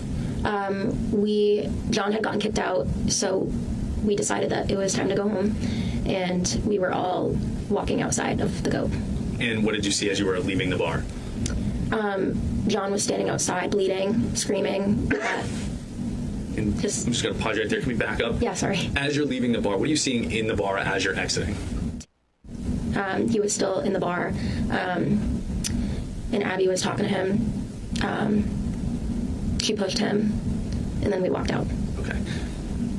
Moving outside, you said you saw the defendant, and he was yelling and screaming, correct? Yes. Can you describe his demeanor when he's Sorry, outside? I'm looking around the bar at cool things. Just pure rage. And what were you and everyone else trying to do as far as the defendant was concerned out there? We were trying to calm him down. Nicole was trying to clean up where he was bleeding on his face. We were telling him it's not worth it, just go home. But he just kept screaming for people to come fight him, yelling, "Who hit me? Come finish the fight."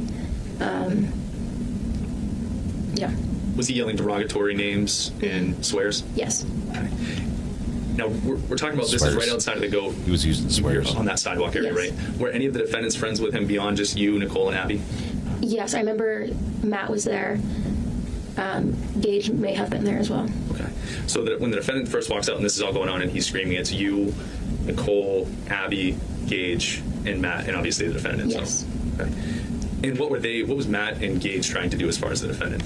Same thing, calm him down. And at this point, where was security? Outside the door of the goat. Okay. So while he's screaming and he's yelling and angry, how did the calming him down work? Were you able to calm him down? No. Were Matt and Gage able to calm him down? No. What happened as the defendant was yelling these remarks? Someone was standing nearby smoking a cigarette, and John began yelling at him, and they started fighting too. Okay. So you saw a physical altercation between those two? Yes.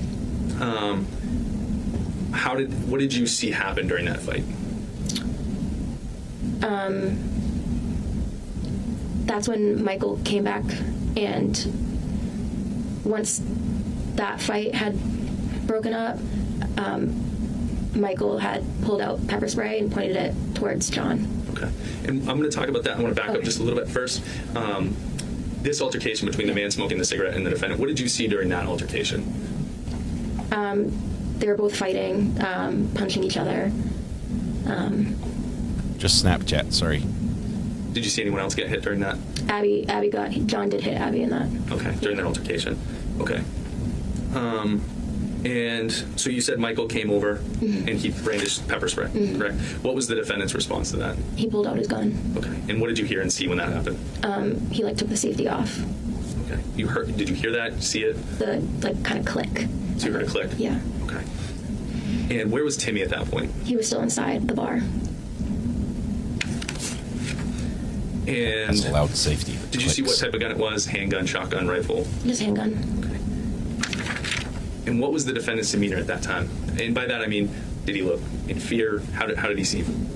He was not fearful, just very angry. Did he ask you guys to call for help? No. Did he ask for help from anyone that you saw? No.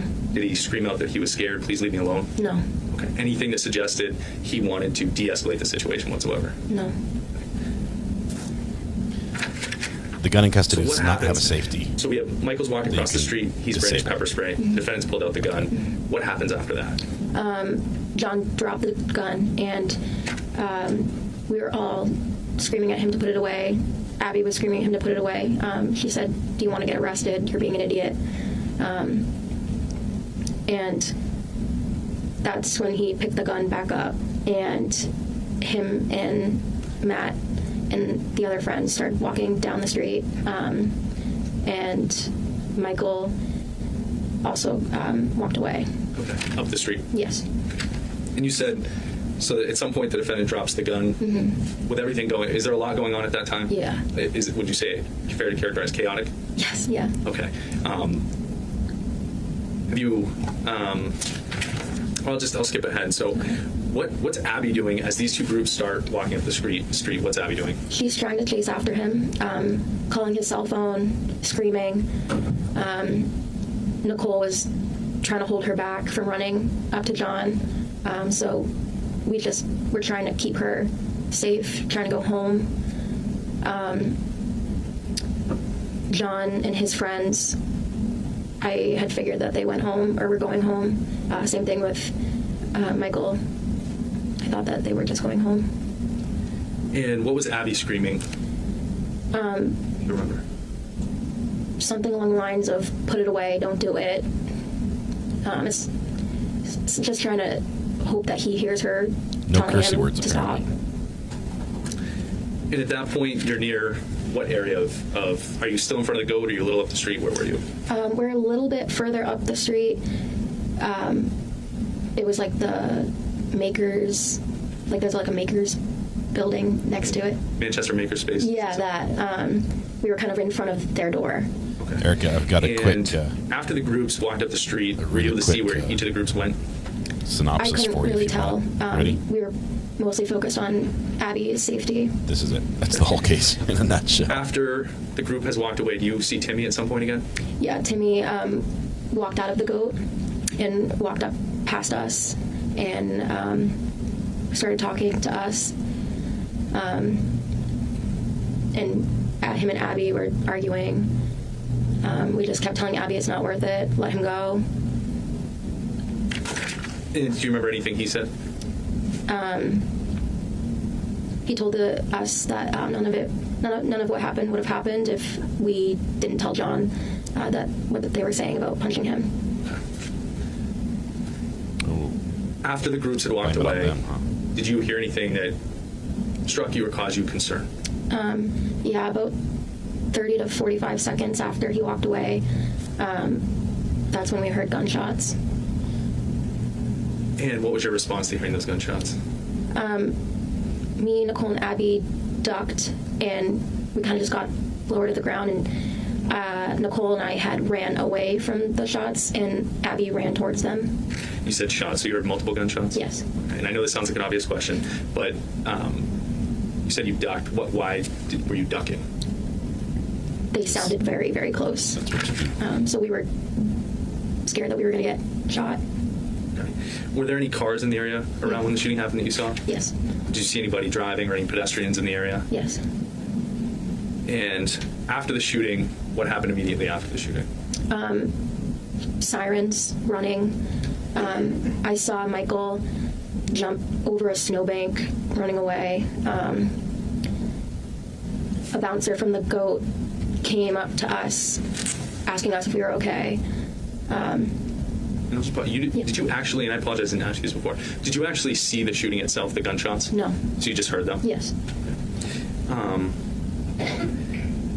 And after this, after the bouncers come and the sirens come, did you see any police come? Yes. At any point after that, did you ever see Timothy walk back, or did you ever see Timothy alive after that? No. Can you describe, you said that you've known Abby since the 6th grade. Mm-hmm. Can you describe for us how that relationship is after this? We don't speak anymore. And is it related to this or something else?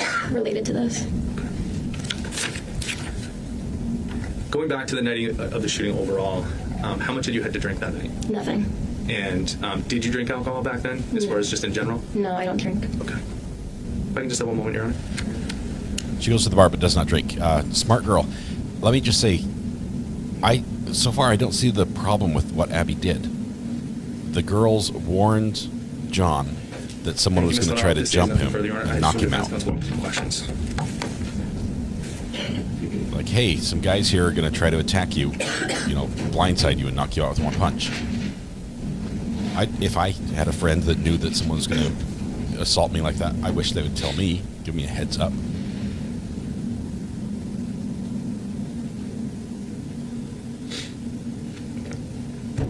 Interesting fact, New Hampshire does not have a law on the books banning carrying concealed weapons in a bar. Not on the books. Not a good idea, but it's not against the law. Live free or die, right?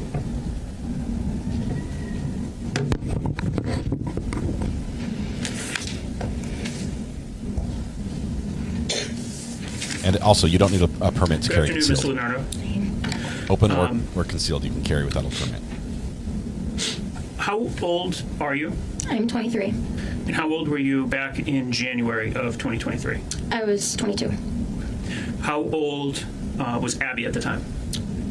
I think she was 22. Do you know how old John was at the time? 22. And what about Nicole? 22. And what about Matthew Soldano? I'm assuming 22. And is that because you were in approximately the same year of school? Yeah. And what about Gage Chandler? Did he go to school with you also? It's allowed as long as the establishment allows previously. I think he was a year or two younger than me. Okay. So he was in high school at the same time, but not necessarily in your graduating class? Yes. Now,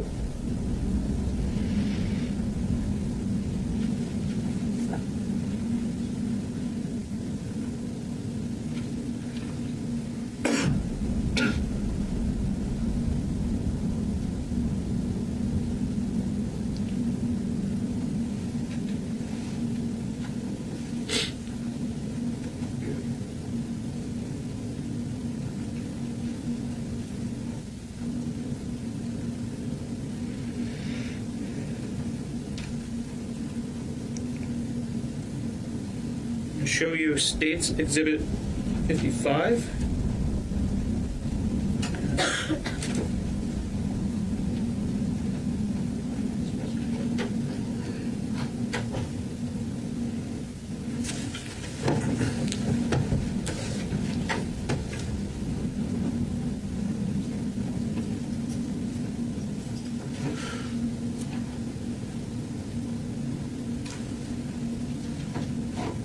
You'd be trespassed from the property. They'd ask you to leave if they don't allow it, because the establishment can prevent you from carrying. They can say, we don't allow that here, and you have to abide by that, or you get trespassed and you can't return to the property.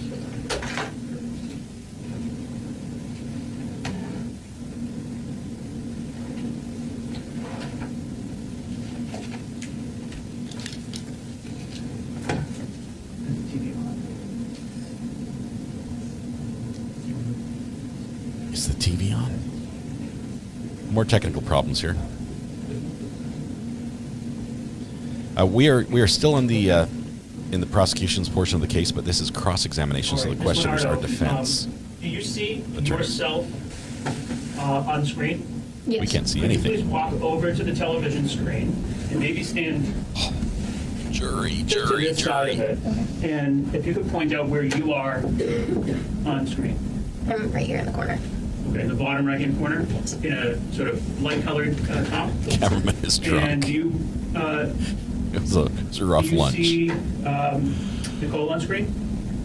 Yes. Where is Nicole? Nicole is next to me right here. Just to your right? Yes. And can you see Abby on screen? Yes. And is she just to Nicole's right? Yes. So the three of you are against that sort of railing, for lack of a better word, correct? Yes. And do you see Michael Mendoza? Yes. Where's he? He's right next to me right here. Okay. And do you see Timothy Pouliot? Yes. Where's he? He's kind of closer to Abby. Okay. And with the blonde hair, right? Yes. And the gentleman with the white hat, do you remember him being there as well? I do. I don't know his name, though. Do you remember, did he introduce himself as Trenton Nash to your memory? He may have, but I know that Michael kind of introduced himself to me, and Timmy introduced himself to Nicole. So I wasn't really conversing with. And this is this the location where you were when John approached? Yes.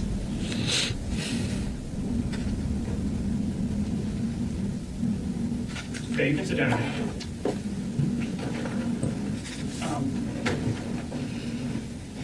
Now, Feel free to zoom in a little bit. Get a great feeling during that time?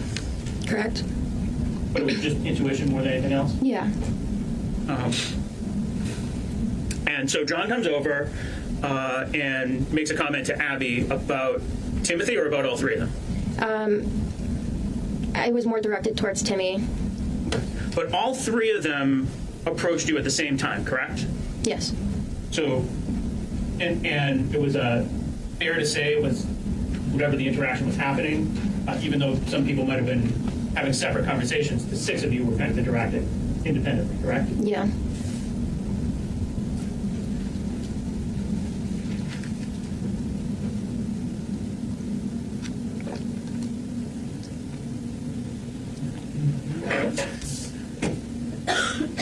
Now I'm going to show you State's Exhibit 46.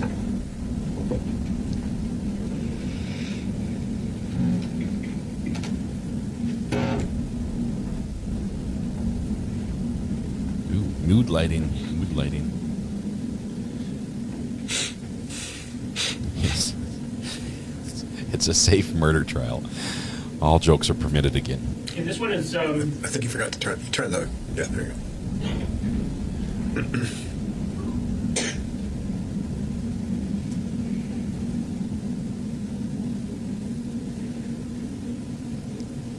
Poor cameraman doesn't know where to go.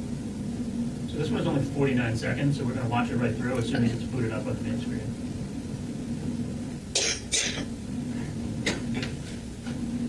Everything seems to have a bit of a delay. The resolution is 1680 by 1050. All right, while we wait for it to come up, It's a weird how resolution. long were you and how long was the conversation between 1080, but not 2K. Maybe just a couple minutes. It came on and went right back up.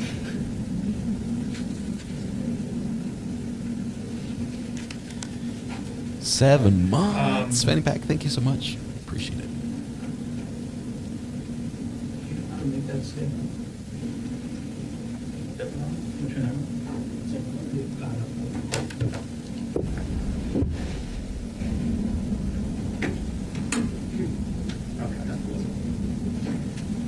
Can everyone on the jury see this screen here?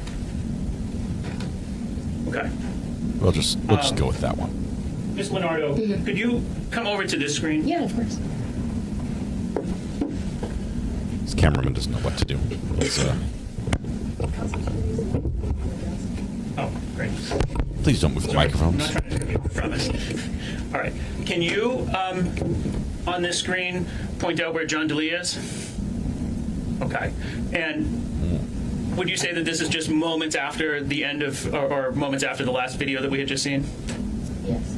And this is approximately when John made a comment to Abigail, correct? Yes.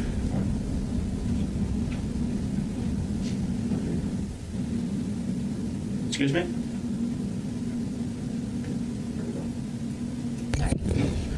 Yeah, there's no audio on these videos. Okay. Security camera video, no audio. This is not body cam.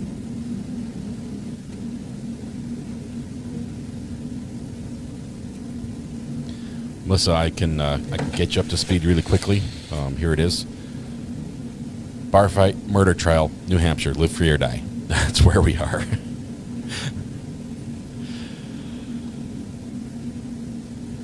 Okay, so this girl who's standing next to behind the TV, she is the friend of Abigail. Abigail was the former girlfriend of John. So, John is the defendant who had the gun Were you at the listening bar. to the conversation between John Delee and Timothy Pouliot that we just observed? Timothy's the victim. I heard bits and pieces of it, but nothing super clear. You can, well, actually, you know what? Let me sit there for a moment. Thank you, CJ. Congratulations, Carmen does stuff. Was it a friendly conversation? Yeah, it was very, I mean, even in their body language, you could tell that they were they were cool, they were good with each other. It seemed that there was no problem. It was all good. So now I'm going to show you State's Exhibit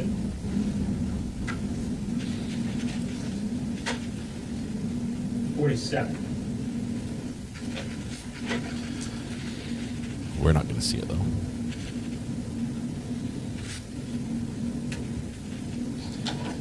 The cameraman chose where to set up his tripod. He's probably got a limited area where he can set it up, and then the courtroom set up their technology in such a way that we just don't have a view. And this particular courtroom does not feed directly to our camera source at this time.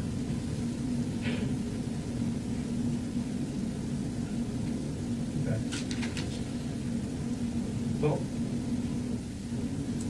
Sorry.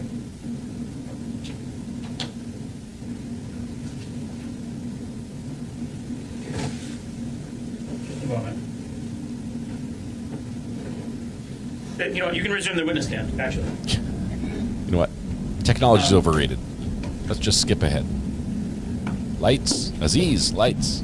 When you went up to the bar to get a second drink, originally it was you and Nicole only that had gone up to the bar, right? I thought she doesn't drink. And must have been water. Thank Abby you, Anne. and John stayed behind, right? Yes. And the area that Abby and John were staying behind was at the bottom of that ramp, right? Yes. And those videos that we were just watching, that was like a little bit past the bottom of the ramp, right? Yeah. So if you were walking from the main bar down the ramp, you would keep going a little bit to get to the place where the videos were that we were just watching, right? Mm-hmm. But John and Abby were standing a little bit closer to the very bottom of the ramp, right? Yes. And how long were you at the bar before Abby joined you? Not very long, at most 30 seconds. And when Abby joined you, were Timothy and Michael already at the bar at that point? No, Abby came up to us, said John tried to kiss her, so she wanted to stay with us. And as we were kind of talking to her about what she had told us is when Timmy and Michael came back up to us again. Okay. And you don't know whether Timothy and Michael overheard Abby's comment about John trying to kiss her, do you? I don't think they heard, just because it's a very loud environment. But do you know one way or the other for sure? No. And let's talk about the environment. Okay, welcome. Thank you so much. Timmy was sort of like trying to reach up to get closer to John's face? When they were speaking? Yes. Yeah. Fair to say there's a band playing in there, right? Yes. And then it's pretty crowded in there? Yep. So is it fair to say this is a noisy environment? Yes. So while you're at the bar, Timothy and Michael speak directly to you three girls, correct? Yes. Women, I should say, right? And when Timothy and Michael are speaking to you women, that's when they tell you that they're professional fighters, right? Yes. And that's also when they tell you that Timothy says he's not afraid of John, or words to that effect, right? I don't know if he said that for sure, but I know that he did say that he was a pro fighter. Okay. And at some point, Michael said something along the lines that he was going to knock John out by the end of the night, right? Yes. And did Timothy say anything along those same lines? I don't remember. I'm not completely sure. Okay. Did you end up getting a drink at that point? No. If I did, it was like a Sprite. But I mostly just went with Nicole up there because she wanted a drink and I didn't want her to go alone. Did Nicole get a drink at the time? Yes. Okay. Did you leave the bar after you had gotten the drink, or did you leave the bar early in order to get back to tell John what had happened? No, once Nicole had gotten her drink, we walked back down to where John was. Okay. And did all three of you women tell John what had transpired up at the bar? No, just Abby. Okay. Where you were there to overhear her telling him? Yeah. And she conveyed Did she convey all of the things that you described on the witness stand? What do you mean? She told John that they said they were professional fighters, right? Yes. And she told John that Michael had said he was going to knock John out by the end of the night, right? Yep. And she told John generally to watch his back, right? Yes. How long was it after that that John went up to the bar? Maybe a minute, less than a minute. And did you watch the interaction between John and Timothy up at the bar? Yes. Then you saw John kind of give him a little shove at some point? Yes. And but you weren't able to hear anything that was being said? No. And John came back, right? Yes. And I think you said John was stopped by the bouncers on the way back? In no way. While he was talking to Timmy, the bouncers noticed that they were arguing a little bit, so they kind of separated them. And then that's when he walked back. You didn't overhear any of that conversation, right? No. And so when John comes back, does he say anything about what happened up at the bar? He tells us that we asked him what happened, and he said that he was telling Timmy, if he wants to fight, let's go outside. Yeah, just kind of recapping what he said, take it outside. And then it was kind of done, right? We thought. John started dancing to the music, right? I don't really remember. Were you all having a good time, basically, at that point? In a way, yeah. We kind of assumed that nothing else was going to happen. Did you see Timothy actually walk down the ramp? When? After the interaction with John at the bar? I saw Timmy. I don't think I saw Timmy. I saw Michael walk down the ramp when he punched John. Did you see Timothy and Michael speaking right before Michael punched John? I saw Timmy kind of walking around the bar, but I don't think he came down the ramp. He didn't come near John, to what I remember. All right. Did Michael say anything at all to John before punching him? No. Did you have any idea whatsoever that John was about to get punched in the face? No. I was watching Michael because I was just like, what is he doing? He's just standing there staring. It all kind of just happened really quickly. John didn't say anything at all to Michael at that time, did he? No. John didn't move towards Michael at all, did he? No. John didn't make any kind of threats towards Michael? No. Would you describe the punch as a sucker punch? Yeah. And it was a pretty forceful blow, right? It's about 75%. I guess. He wound up? Yeah. Did he make a fist? And followed all the way through, right? Mm-hmm. Did he do the tennis ooh, as he struck? Did you see whether Michael was wearing any rings at the time? I didn't. So John gets brought out of the bar, right? Mm-hmm. And when you get outside, Nicole is trying to help clean him up, right? Mm-hmm. And he's screaming about who punched him and other stuff, right? Mm-hmm. The guy who was smoking the cigarette, mm-hmm. Did you see whether he walked across the street or you just noticed him standing nearby? I just noticed him standing. And he was one of those three people that was talking to the three of you women at the beginning of the night, right? Yes. What did he say when you first noticed him? What did the man with the cigarette say? Yeah. I don't think he said anything. At some point, did he end up in a conversation with John?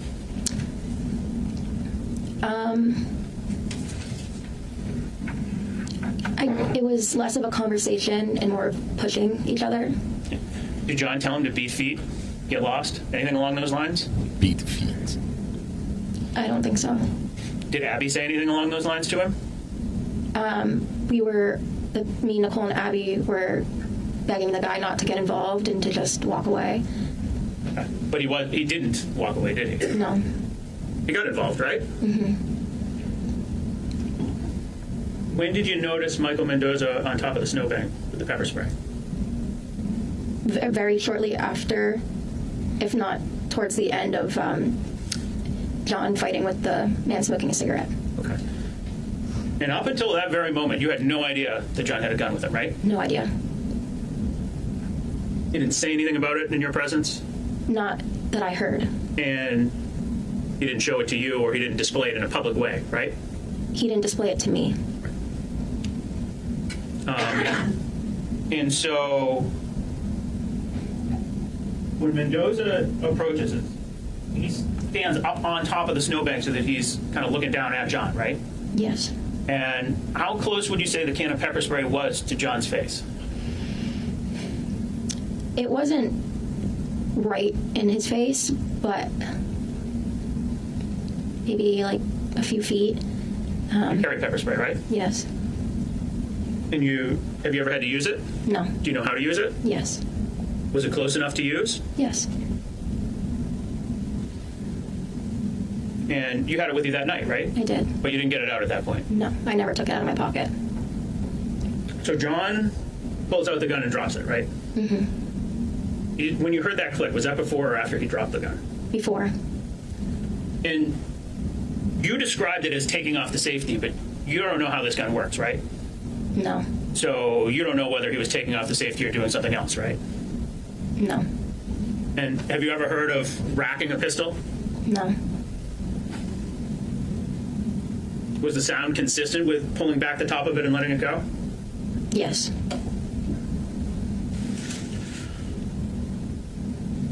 When he picked up the gun off the ground, did he point it at Michael Mendoza? No, he pointed it at him when he first took it out of his pocket, but when he picked it back off the ground, he just held it kind of by his leg. Okay. And that's when Michael backed up, right? Yes.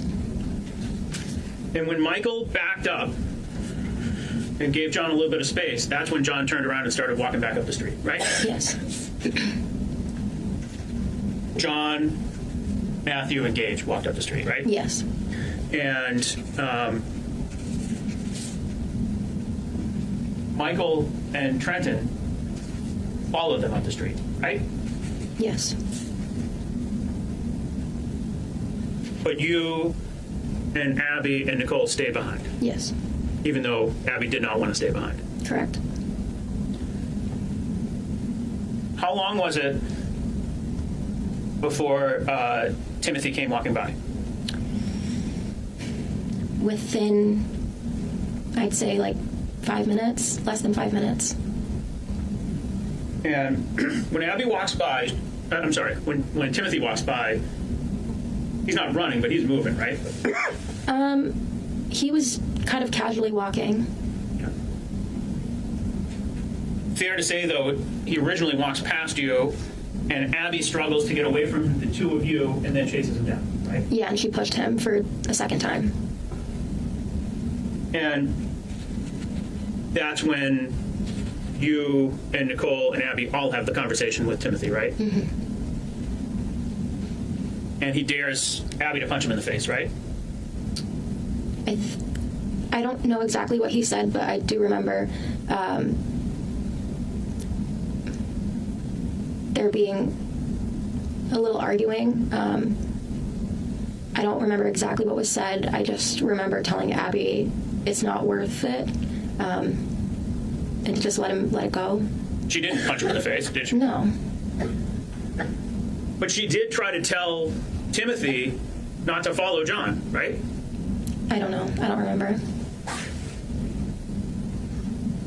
At any rate, he got away from Abby, right? Mm-hmm. And followed John up the street.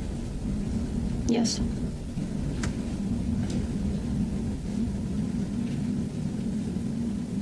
Now,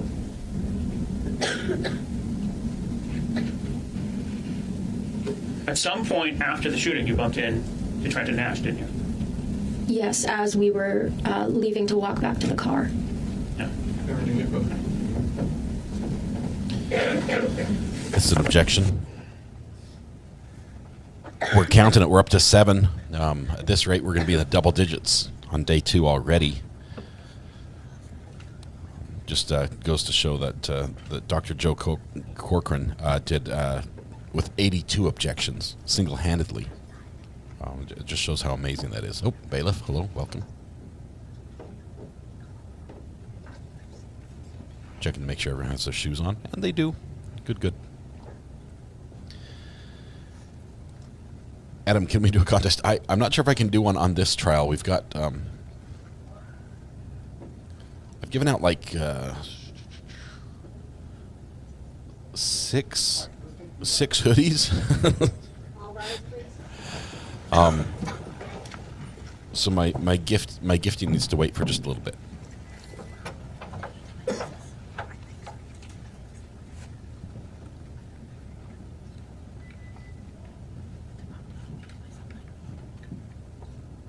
Oh, look, let's use that camera. That has a better view.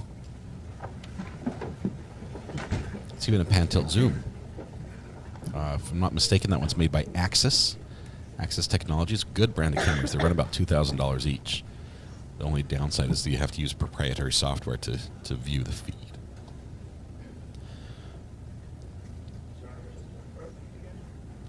Jury's leaving. We're kicking them out, which is good, because maybe that means we'll get to hear the objection.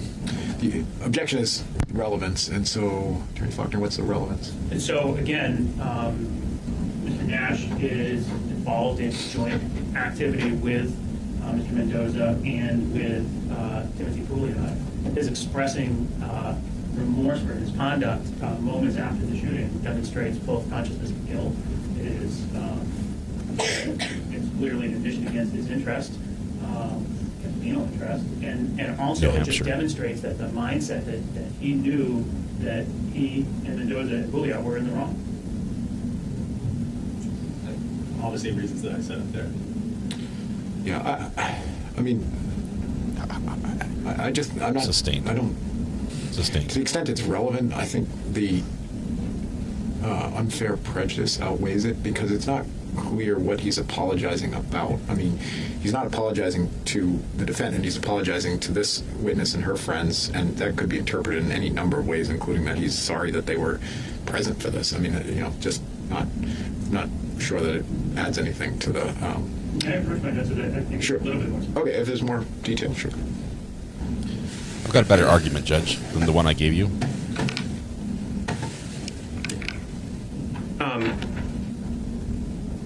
So, what she told the police in a recorded interview was that he walked over to us and he looks like he just saw a ghost, and he kept just saying, "I'm so sorry, I'm so sorry, I'm so sorry." And she asked him, "Did anybody get hurt?" And he just looks at me and he's like, "You don't want to know." That's what Trenton Nash tells to Olivia Leonardo. Still, that's not, sorry about what? It's not. To the extent it's relevant, the unfair prejudice outweighs the irrelevance, so I'm not going to look. Okay. All right, so we'll take a recess. Be back in 10 past. Just for Mr. last night, we have a short witness after this. Look at all the hoodies in the court. There'll be a lot of tech stuff, so we may need a second break just to get that set up. So I apologize. We're going to try to squeeze them in. We need break after break after break. Okay, so they're going to take a quick break, and I'm going to do some quick checking here and get this fast forwarded.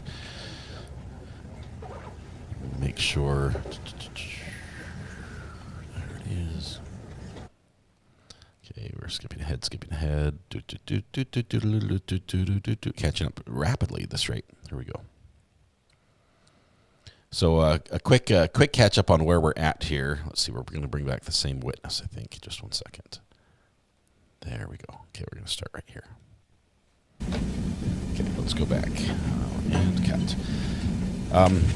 This is the second witness on the stand. The first one was a police officer. Maybe seated. There's the third witness, I think. We're going to turn off this annoying buzz in our right ear. There we go.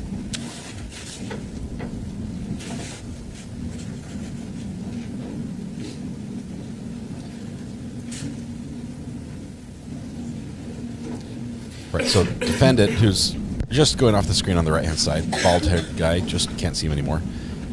He's accused of shooting and killing Timmy, who was sort of the creepy guy at the bar, the small creepy guy at the bar that tried to pick up on these chicks. But I understand the state may have some. Okay, thank you.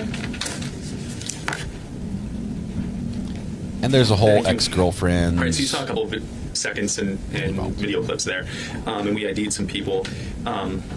Do you see John Delee in the courtroom right now? I do. Can you just, if you can point out where he is, and for the record, which is recorded via audio, can you just grab a piece of clothing he's wearing? Yep. He's sitting over there wearing a blue tie. And, Your Honor, if the court can reflect that the witness has identified the defendant. It would. Thank you. I want to talk a little bit just about a couple of things or go back to. So Cindy that Lou, moment thank you so that much. Mr. Mendoza takes that swing at the defendant, bar's loud. I heard you testifying to that. Yes. Okay. Would you consider that moment fairly chaotic? Yes. Was there a lot going on? Yes. Okay. And you had testified you weren't anticipating on seeing a fight right then? No. Okay. Similarly, when you're outside and this happens with the man with the cigarette and the defendant, a lot going on? Yes. You reference the defendant, he's screaming, yelling, yes. right? And there's Abby is screaming? Yes. Okay, there's a lot going on. With everything... Yes, sorry. Apologize. Given that everything's going on chaotic, would you be surprised if there's some things, just hypothetically, that were different if they were captured on video than exactly what you're saying right now? What's the statement? Ms. Leonardo, if Are the you video lying? showed, for example, that Mr. Nash did not actually swing at the defendant, does your memory reflect something differently? Yes.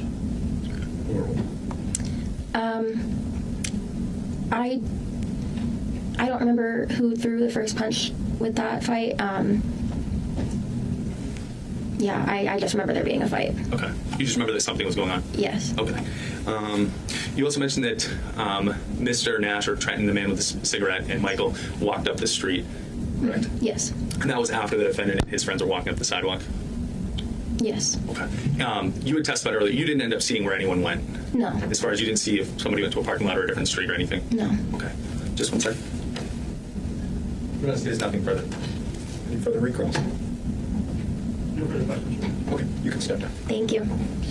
So that was Olivia. Wait, ready to call your next witness? Yes, Your Honor. The state calls Officer Jeffrey Beleza.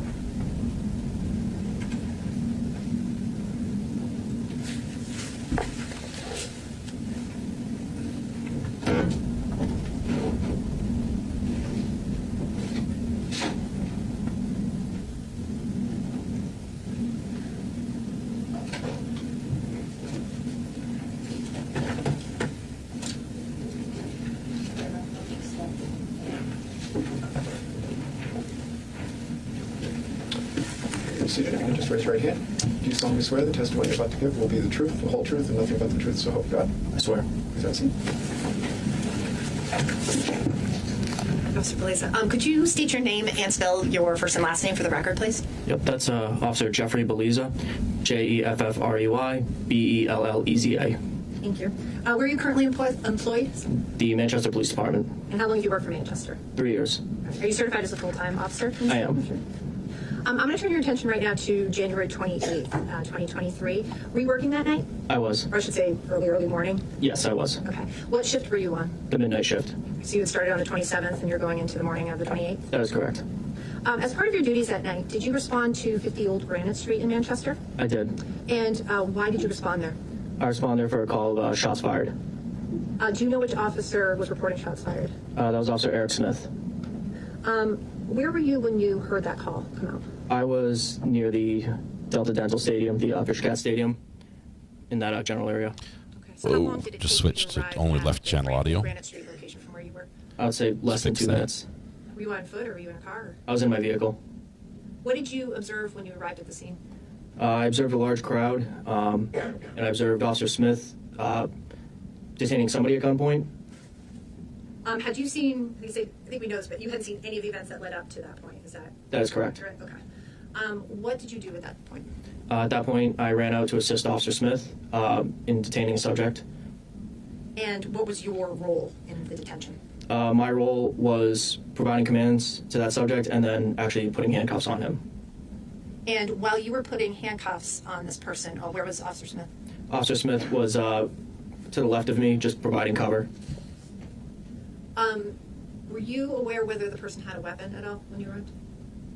I was aware of a weapon that was on the ground near Officer Smith. However, we weren't sure if he had another one, so at that point we were still trying to find out. Okay. But you were aware that there was a weapon on the ground? That is correct. Do you see that person in the courtroom today, the one that you detained? I do. Can you describe that person for something that he's wearing? From that night or to right now? I'm sorry. Could you describe what he's wearing right now? He's wearing a dark suit with a blue tie. May the record reflect that the officers identified the defendant, Your Honor. Were you, so you were in full uniform, you were in your normal gear that night? That is correct. Okay, so were you wearing a body cam? I was.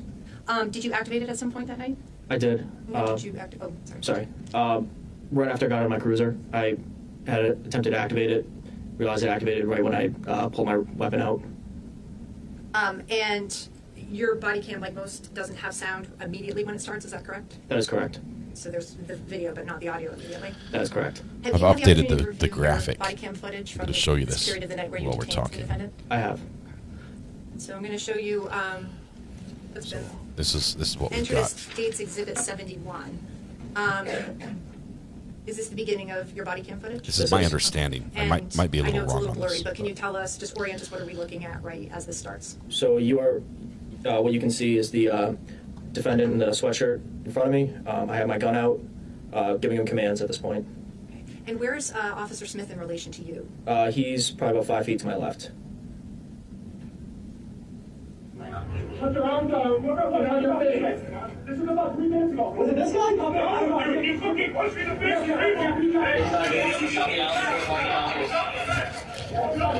And we're demonetized. Hey, for now, just turn around. You're in custody right now, okay? Understand what's going on? Fucking situation. Where's your gun?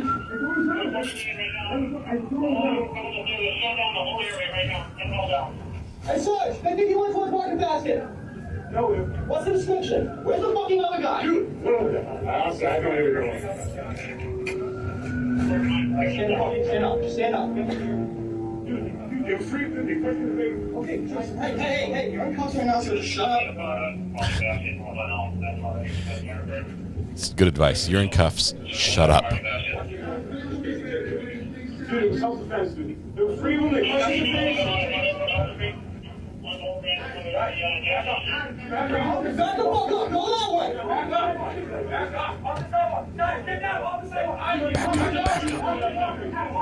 It was self-defense, I swear it was self-defense. Take this out with us.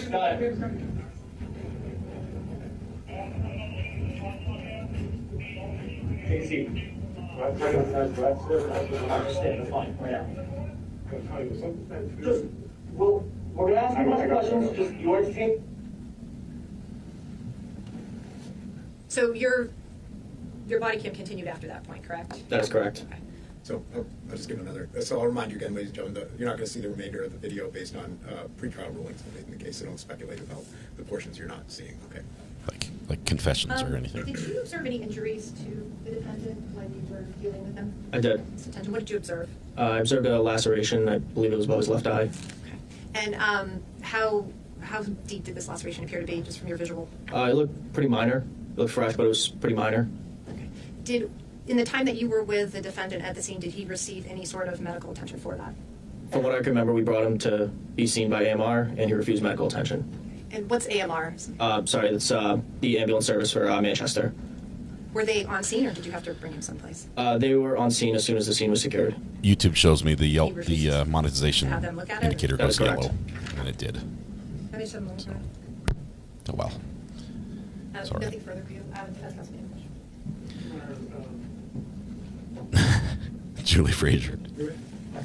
One of the perks being a member. 7 months. Thank you so much, Julie. That is awesome. We just had an objection. We're going to count it. There we go. All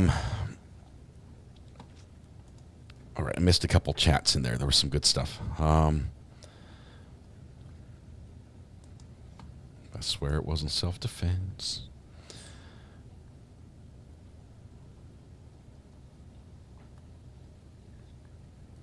YouTube, I happen to know from experience, I get demonetized every time there's a police chase right at the point of arrest. YouTube's algorithm and the AI that watches videos that hears what the officers say and sees what's on screen. It doesn't like the officers when performing. When you say that Mr. Delee refused medical attention, do you just mean that he wasn't transported to the hospital or anything along those lines? That is correct. He was actually seen by medical staff, correct? That's correct. And he didn't refuse to see them or refuse to be looked at, correct? That's correct. Okay. And in fact, throughout the entirety of your interactions with Mr. Delee, he cooperated with every directive he was given by the police, correct? That is correct. He never provided any kind of physical or verbal resistance of any kind, correct? That is correct. May I have just a moment, Your Honor? I can't really contest it. It just means that this, I don't get any ad revenue for this video. It doesn't mean you won't see ads. You'll still be shown ads. All right, so I don't get we're the going to just ad take a revenue. short break so we're not watching lawyers fumble with technology again. Oh, come on. Hopefully we can get it going. Love that. Okay. Without us all staring at them. Okay. So take a short break. All rise, please. Here we go. No, it's cool. I work within the confines that they give me, and it's all right. Don't worry. I'm okay. I'm okay. It's not a big deal. It's frustrating that in this setting, the rule that YouTube has is in place. They don't like people showing firearms and demonstrating how to use them on their channel. They have some strong feelings about that, and so they. Anytime a police officer uses their firearm or prepares to use their firearm in the line of duty, they're like, oh, can't show that. And so just about every trial, if there's body camera footage, boom, we go yellow. It doesn't completely eliminate the monetization. It just it limits it because most advertisers say we don't want our ads to run on videos that have this content. Anyway, Samantha Terry, thank you so much. You don't need to do that, but I appreciate that. It's a super generous super chat. Kenanan, time flies. 7 months. Yes, welcome to 7 months. That is great. Looks like we got a hot mic still in the courtroom. We're looking at the ceiling, but we can still hear. I don't know if the defendant is in custody or out on bail. I do not know. I do. Super chats work. Thank you very much. I appreciate your generosity. Ivan, hey, YouTube, demonetize these. Oh, man, Ivan. Flirting with a line, as Ivan does often. No, Kim, it's easier for you guys to watch if I don't break it into a million different pieces. And oftentimes people will, YouTube won't tell them when the next one starts, and it gets frustrating and they miss something. People like to have it running in the background. A lot of our viewers watch this and have it going, in another room and pop in and watch, and it's frustrating for them when it suddenly stops. They don't know why. So it's just more convenient for everybody who's watching if we keep it in one big clip. Look at this, Ohio Gin, 11 months. 11. One more month, and I think you get a new color of courthouse. I think it's at 12 months. I'll have to double check that. Bite Me gifted a membership. Thank you very much, Rebecca. Appreciate that. All right. Let's see. This happens to everybody. The other big channels, they run into the same things. I'm sure when we were watching the Maya trial and Meghan Trainor's song came on, they got struck as well. Now they may have the legal teams to say, oh, put up or shut up and sue me, where I don't. But everybody pretty much gets treated the same. Taylor, I wish there was a way to tell you. Possibly on membership, you might be able to see how many days are left on your membership. But I'm not sure. Let's see. We have 10 objections so far. Let's go back to looking in the courtroom. That's more interesting. Just Chrissy the Crone says, this case is my background noise. A lot of people do this. I'm not saying that I'm just like soothing or something, but a lot of people just like to have something going in the background, and this is something that they're comfortable with and know that whenever they pop in, they're cool with whatever's happening on the channel, and that's awesome. Okay, there it is. Thank you, WeatherWatch. You can go to the main page, click the membership tab, and then it will tell you where you're at in regards to months and days. WeatherWatch, appreciate you, my friend. For those that don't know, tomorrow, podcast with Thomas, who is WeatherWatch. Should be at 8 o'clock. I don't know when the parade's going to be. I'm still waiting. I swung by Sarah's place on lunch when I was supposed to be taking a nap, and she was not there. So why aren't you speeding up the boring parts? We are sped up right now. I neglected to think that we could do that. So George, yeah, we're up. Apapoo. I'll do that in just a second. Georgia Culture 11 actually. Awesome months, yeah, because it's a little bit behind. You started before memberships were available too. Larlini, you need a few sponsors. Thanks, Scott. I'm working on that. I really am. But I can tell you that according to YouTube, the companies that you all would be most interested in are like quick and easy dinners. So like Blue Apron type stuff. Who would have thunk? Who would have thunk that the food would be relevant on this channel? All right, let me go ahead and fast forward just a little bit until they can figure out how to work the projector. Let's see. Let's skip ahead. Boom, boom, boom. It's not very long. Oop, phone's ringing. Who is this? Oh, why is it not working? Hello. Oh, hung up. Sorry, it was gone. Difficult. Technology is hard on my end as well. Oh, no, it's Ivan. Hang on. Call from Mr. Ivan. Ivan, how are you doing, my friend? We're about to go back in court here. I'll hit play as soon as you're It's done. all good. I just cut me off whenever you have to. I just wanted to say keep up the great work. Keep up the great work, and I appreciate you covering just a regular old murder trial. It's good to be back to just plain old murder. Good to be back to murder. blood and guts. I tell you what. Oh yeah. And so all I have to say is I know this will not be popular, and I've never won one of those contests. You're breaking up. Oh, just kidding. I'll let you say it, Ivan. I'm just no. Don't worry. It'll be respectful, but I've known 100 Abbeys. Okay, this was trying to get a reaction out of her ex. She got a reaction she wasn't expecting, and it all went wrong. It's not to blame her. It's not to say this or that. But in my opinion, that's what happened. You call it a wash. Not all washes are created equally. I'm sorry for Timmy, but karate is not fighting, and he bit off more than he could chew. Yeah. Love you guys. Ivan, thank you very much. We're gonna head back into the bar here in just a little bit. Thank you. I will tell you that I'm reserving judgment on Abby a little bit. I can tell from the witness we just heard from. Thanks, Ivan, by the way. From the witness we just heard from, I think that was her impression. She no longer is friends with Abby because of this, of what she thinks that she instigated, possibly. But I'm going to reserve judgment until we can hear from Abby and hear her side of the story. B. Crumbs, thank you very much. Welcome to the gallery. We are ready to go back to court here. We found the point where... I'm a detective within the domestic violence unit where I've been for 2.5 years. And what types of crimes and investigations do you do? Assaults, sexual assaults, homicides, shootings, burglaries. What sort of crimes do you do? Stalking, Is that the question? And the list goes on from there. And he says, I do them all. In addition to investigating things like that, do you investigate crime scenes? Yes, I do. Actual scenes? Okay. Yes. Do you have any specialized experience or training? Maggie, thank you. 10 months as well. Yes, I have basic and advanced death and homicide training, shooting scene documentation, crime scene processing, sexual assault scene processing as well.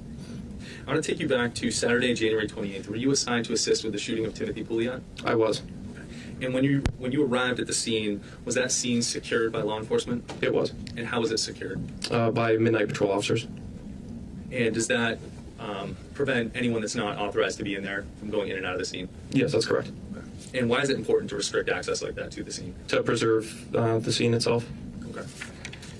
And with regard to that specific investigation, what was your role? Evidence collection and scene processing. And what areas of the scene did you investigate?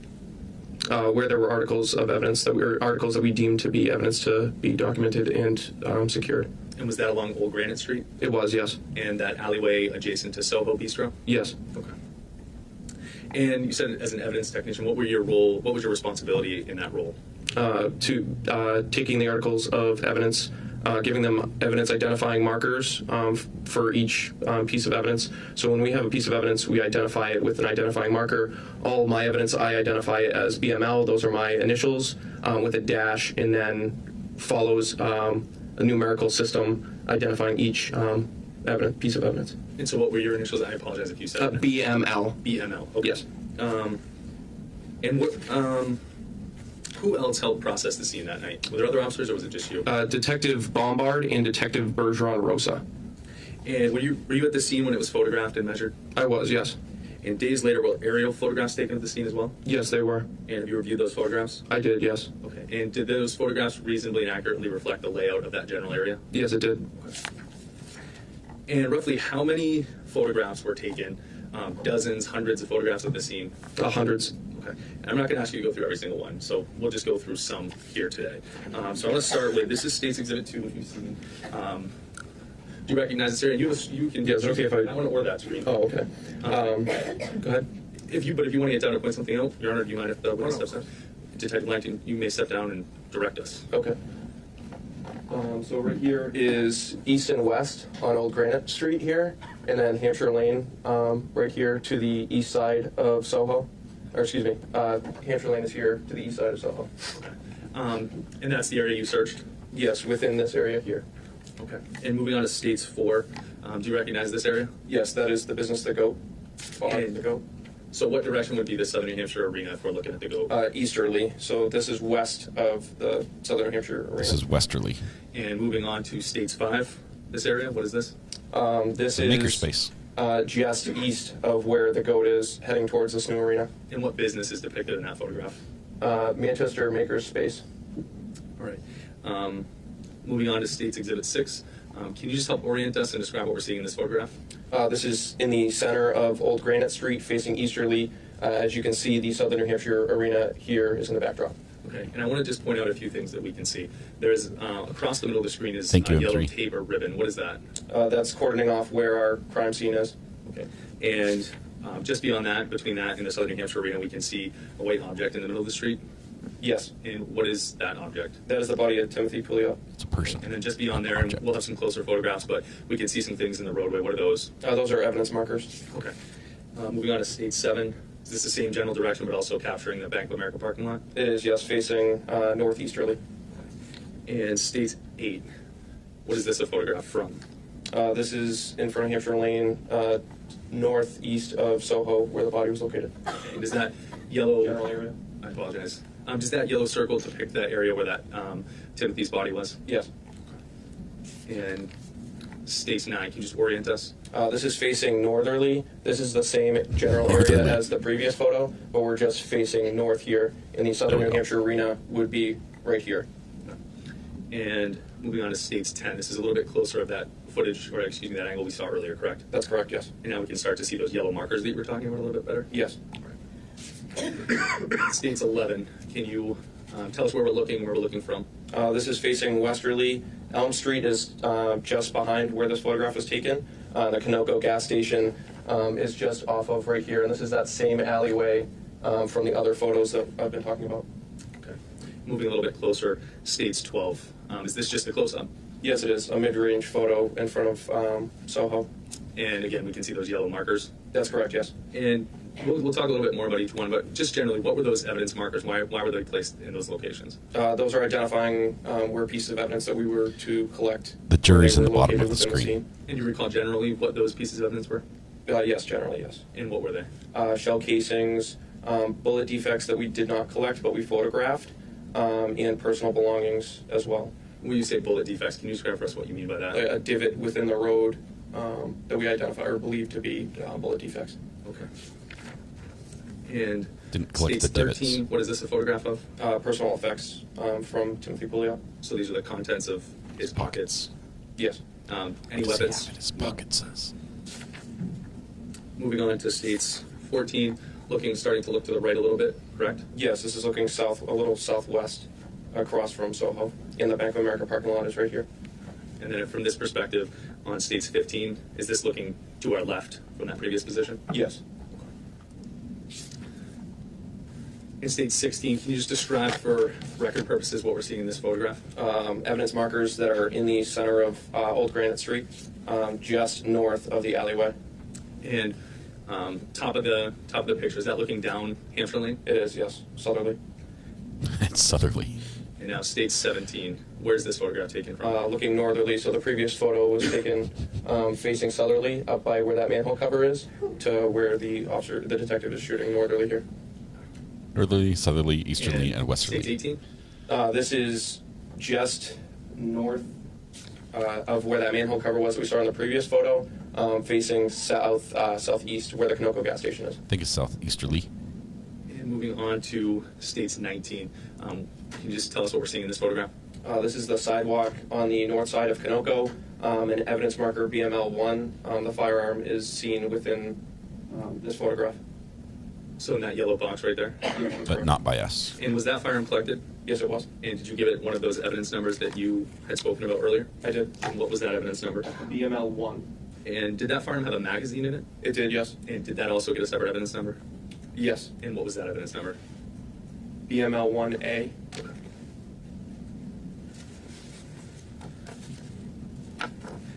And what is this photograph showing? This is the firearm BML1A. Excuse me, BML1. Okay. And with regard to the firearm, was there a round in the chamber? There was, yes. Okay. Was that the item that was labeled BLMA, the bullet that was in the chamber? I'd have to look back at my notes there. Okay. Your Honor, may I approach the witness? Good. Defense, page 709. That particular firearm looks like it was had like sweat stains on it. The chambered round was A. Those guns typically have a very uniform matte black finish. And just to clarify the record, can you just describe for us or tell us what the evidence number was for the magazine? The magazine was BML1B. It held 17 rounds. BML1A. Okay, thank you. Which would mean it had to be a 9mm. Now, this firearm is a semi-automatic firearm, correct? That's correct, yes. Okay. When a casing is ejected from the firearm, does every casing go to the exact same spot? No. Okay. And what are some of the things that can happen when a casing is ejected onto, say, a hard surface like a piece of pavement? It can roll depending on the weather. If it's windy, it'll be within a general area. But when the cartridge casing's ejected, it can hit the ground. It could hit the curb or granite curbing, and then deflect off of that, or whatever surface that it's striking. It could end up deflecting and rolling away. But you'll be able to see a general area where the cartridge casings end up landing. And if there's people walking through, running through, things like that, are the casings easily disturbed or are they not easily disturbed? They could potentially be easily disturbed depending on the amount of people that are running through that area. Okay. So the casing location just gives you, I think you said, a general area of where the gun fired. Yes, that's correct. Okay. So going back to those, going on to that next photograph. So you said the magazine was BLM-1B. Yeah, BML1B, yes, was the magazine. Okay. And do you see that in the photograph? I do, yes, right here. Okay. And you just pointed to the right side of the photograph? I did, yes. Okay. And States Exhibit 22, is this just a close-up of those evidence markers and Timothy's body that we talked about earlier? It is, yes. What, moving on to States 23, what was 20? What was evidence marker 20 marking? If I believe correctly, BML 20 was the bullet defect that was in the road. And did you find casings in this investigation? Yes, we did. How many casings did you find? Would I be able to look back at my notes for the exact number? Yes. Your Honor, may I approach? Defense, same.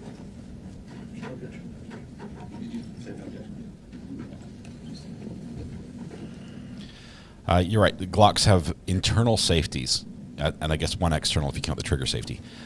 Internal safeties, but they're very safe guns, meaning they will not fire unless the trigger's intentionally There were 9 pulled. cartridge casings. Okay. And were each one of those photographed and marked with a evidence marker? Yes, they were. Okay.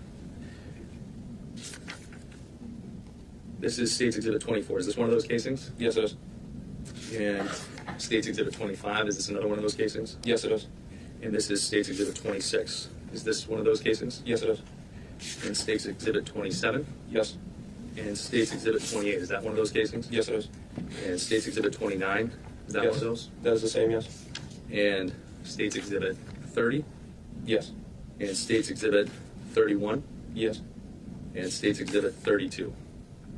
Yes. And those were the 9 casings that you found. That's correct, yes. And those were found in the general area where we saw the yellow markers around the corner of Soho Bistro? Yes, that's correct.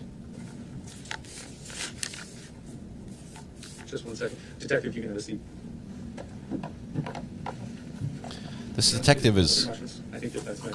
is fairly young, but very professional.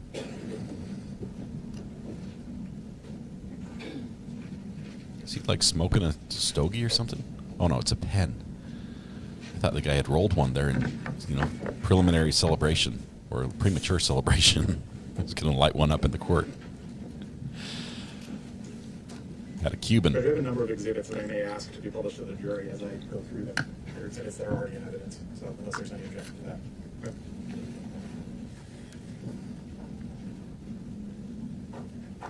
Good afternoon, Detective. Good afternoon, sir. So, Detective, just to set the scene for us, how soon after the incident call-out did you arrive? I don't recall exactly how long, but it was a few hours, if I remember correctly, sir. Okay. So, you typically get a call how long after an incident takes place to collect evidence? It really depends on how quickly the evidence gets relayed from the patrol division to supervisors, and then the supervisors then call us. It could be a half hour, it could be an hour. It really all depends on the information that's coming in, sir. And when you arrived on scene, I believe you already testified to the fact that the scene had been secured by members of the patrol division? That's correct, yes. And when you mean secured, you mean that officers had, for instance, put up things like yellow tape, correct? That's correct, yes. Is it you or another detective that puts down evidence markers, or are those put down by the patrol division? Some were put down by the patrol division, and then others were put down throughout our evidence collection, sir. When you arrived on scene, were some of those evidence markers already there? Yes. Okay. You identified a number of photographs previously. I'd like you to take a look at them again. This is State's Exhibit 11, if I can approach Judge. Yes. Hey, Ivan, we heard you. Let's take it easy on Abby. Remember, we You previously identified this, and I just asked you to describe it again for the jury. So this photo is facing westerly in the center of Old Granite Street, in front of Soho. Okay. Now, this area is well lit, correct? That is correct, yes. Okay, so there are street lights here? Yes. Okay. If I could publish this to the jury, Judge.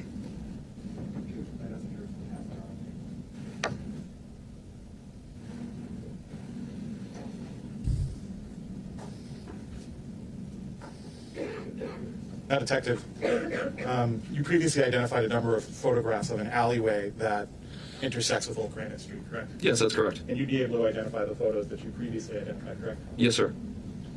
Now, it's fair to say that you arrived on scene several hours after the incident, correct? That's correct. Okay. To your recollection or your knowledge, did the incident take place at night? Yes. Okay. Those two photographs that I've just handed you, are those consistent with the photographs you just identified on behalf of the state? That's correct, yes. Are those two photographs pictures of the alleyway that abuts with Old Granite with the Soho Bistro on the corner? Yes. Okay. And those were taken at night, correct? Yes. Okay. And the incident occurred at night? Yes. Yes. 15. That would be State's Exhibit 15 and State's Exhibit 16.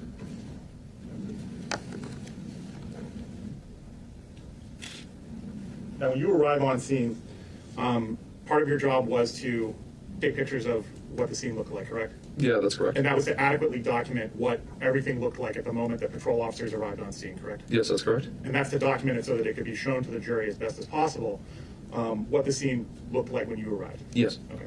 And that includes the collection of all the other evidence, including the shell casings and everything like that, correct? Yes. Okay. You previously spoke to the state's attorney about what you identified as BML-1A. Strike that. BML-1. Yes. That's the Glock firearm, correct? Yes, that's correct. And you took photographs of that firearm? Yes. Detective Bergeron also took photos of the Okay. firearm. Were you present when you took pictures of that? I was, yes. Okay. And you were able to identify that photograph, correct? Yes. Is this that photograph? Yes, it is. This is State's Exhibit 20.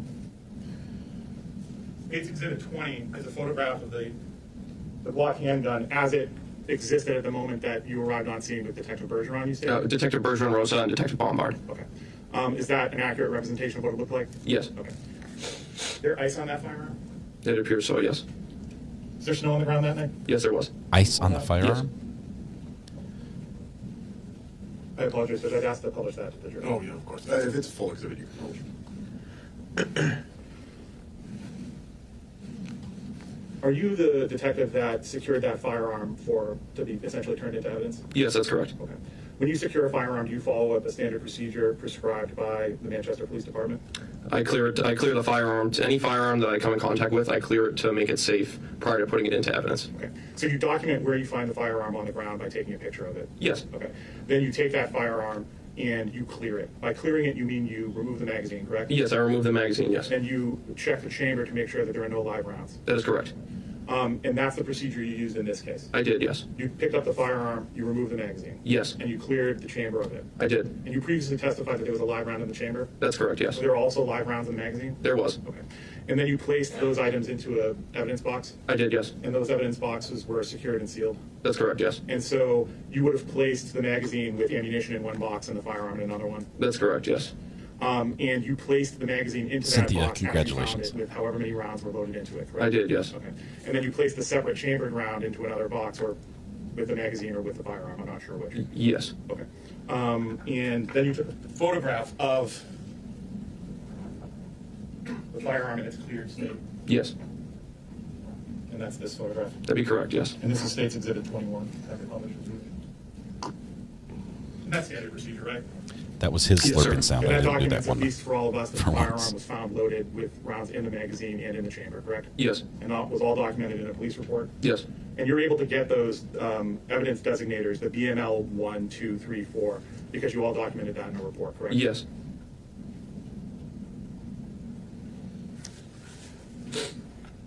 Just one moment. We are at 1.5 speed because we're still on catch up. We're almost caught up. I think they might actually be done for the day. So we might be caught up for tomorrow.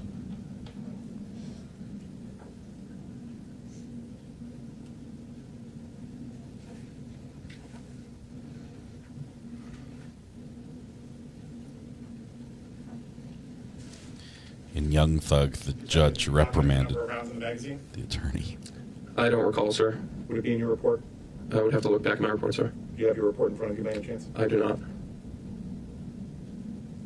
You didn't bring your notes? Didn't bring your report? Didn't he just review his report previously?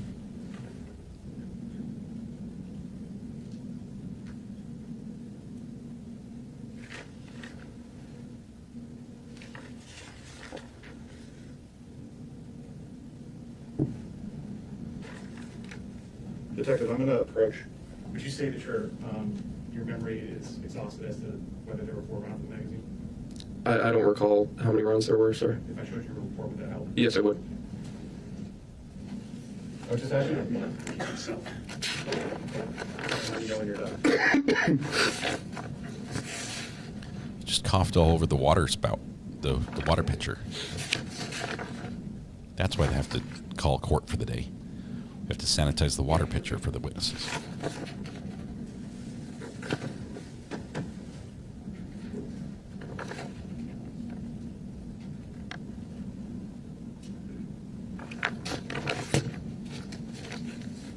Were you able to locate that anywhere in your thank you. report? Yes. How many rounds were in the magazine? I listed it as unknown number of rounds. Okay, so you didn't, within my you report. didn't unload the magazine? No, I did not. But there were rounds in the magazine? Yes. And there was 1 live round in the chamber? Yes. No further questions? Unknown. The back of the magazine actually has an indicator to show how many things are in there. Actually, I'm going to just do that report back to the attorney. Yes.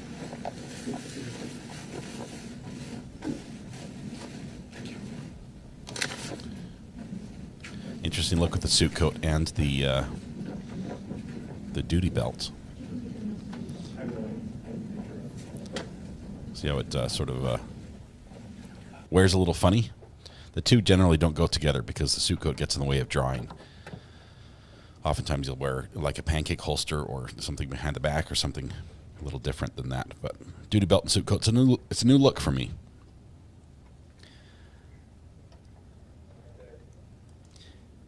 Hannah, we haven't done an objection counter yet. I'm not sure if I can in the budget. I've given like 7 hoodies out this month, and they're almost as expensive for me as they are for you. So I just have to check the budget. which means talk to Mrs. R.A. That's the defendant right there on the screen. So it looks like we are going to end a little early today. We're going to take a witness out of order here. So due to availability of a witness who had other non-negotiable plans, the defense is going to call a witness at this point, or next, first thing tomorrow morning. So we're going to interrupt the state's case at this point, but allow the defense to put on a witness. It happens sometimes in cases, and then the state will resume with its evidence. Okay, so we will see you tomorrow morning at 10 o'clock. And we're still on track. So we're still on track. We're still on track. Timing, so, okay, thank you. All right, so there we go.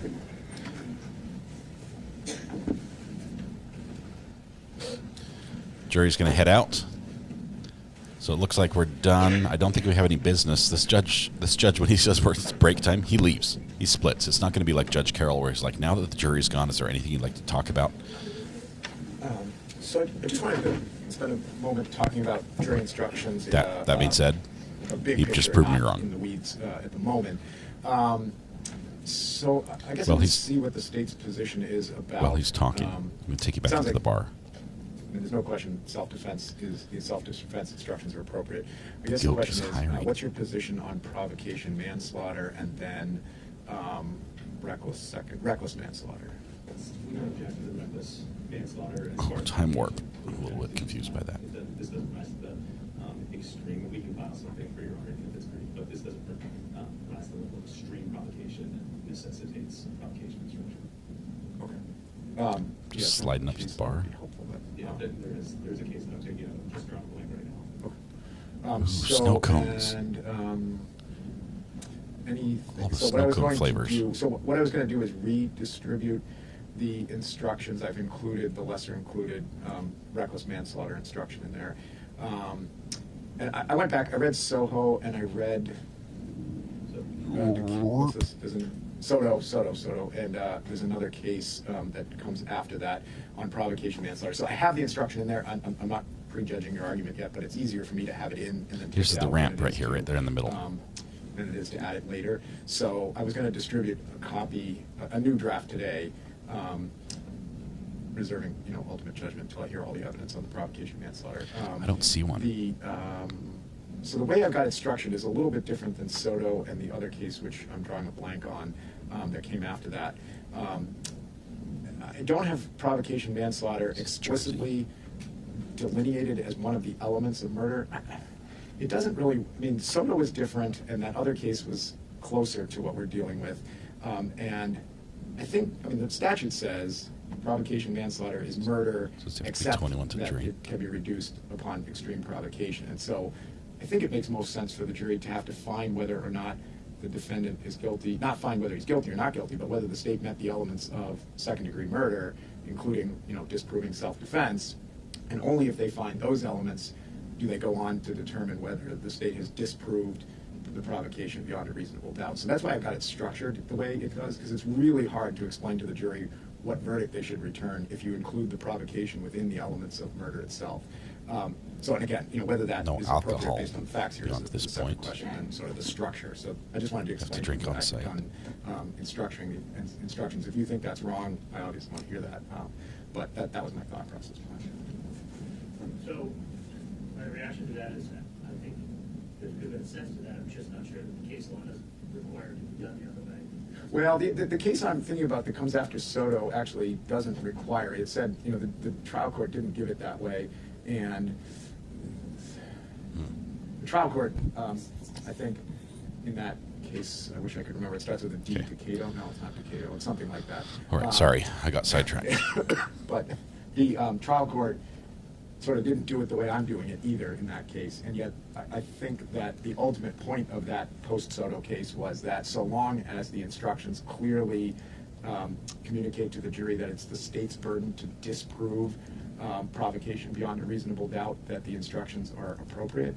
And for the reasons I said, I think including the provocation within one of the delineated elements of murder makes it incredibly complicated and confusing for the jury to understand it. So I think based on that subsequent case, it's an appropriate instruction, and I think it's easier for the jury to understand what they're supposed to do that way. Soto was not really akin to this because there they had an acquittal first instruction, which we don't need in this case. And so the reason that they did provocation within murder is because of the way the acquittal first instruction. We don't need to get into all the nuances of that, but I think that in that case, it's easily distinguishable from this, and so that's why I structured it differently than Soto recommends. So, all right, so I'll distribute that this evening. If there's anything else you think I missed, just noticed people are doing donuts on the road out in front of that. Oh, all the hoodies are leaving. Hoodies are leaving the courtroom.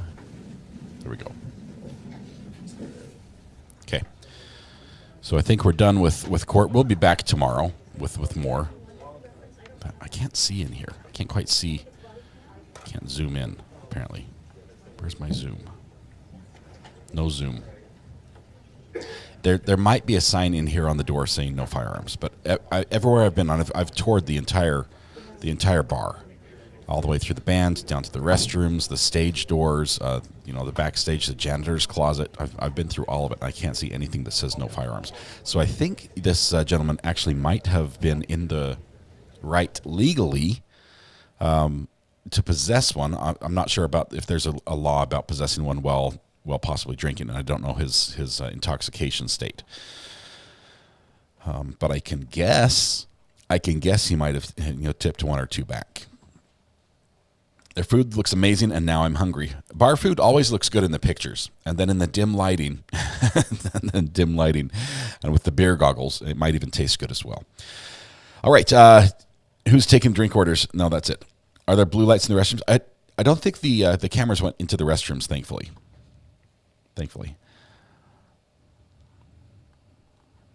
Let's see. Might have a decent case to watch if defendant doesn't waive speedy trial here in Montana. Self-defense claim for road rage. Arraignment was today. Learhar Oak. So that gives us Montana's probably about a 90-day state, I think, right? Gives about 90 days to go to trial. That would be maybe February, March time frame. Do keep me in the loop on that one. Send something to the burner phone if you can. Obviously, I need to do some research about whether or not they allow us to have footage, whether they provide a stream through Zoom or through WebEx, or if we need to have cameramen in the courtroom. But that might be interesting. And if there's some interesting facts that go along with this, who's who and relationships between the victims and everything else, that would be interesting. Notable defendants. That's also something of note. Question about legality of possessing firearms while consuming alcohol, no matter the quantity. Right. And I'm just saying, New Hampshire, the state is known for live free or die. Right. I mean, let me go back to put this on the screen. This little slogan that sits over my face right here. If I turn your comment off as well, look at the bottom. This is their logo: live free or die. And oftentimes their law sort of reflects that, where they're like, sure, you have the freedom to do what you want, and so they do what they want. I mean, it's right or wrong. It's a what they call a constitutional carry state, meaning that as long as you have the right to own a firearm, you have the right to carry one, either open or concealed. I don't know if there's a rule about loaded or unloaded for carry, open carry, but that's where it is. I think now that I've gone on a tour of the goats, I think my drawing was actually accurate of this little depiction of how it went down. So I'm pretty excited about this. This is turning into a pretty good case. All right, any questions for anyone? John lives free, Timmy dies. That's pretty much how it went. And I will say this is a tragedy. We joke about this a little bit because we're finally in a case where it doesn't have very, very heavy facts that are very difficult to deal with, whether it's someone taking their own life, whether it's children being involved.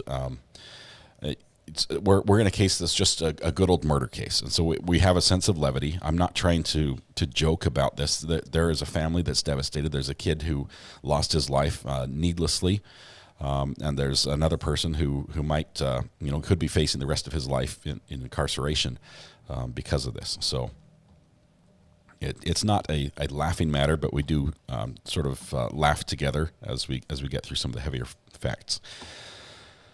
Fireball contains the same ingredients as antifreeze.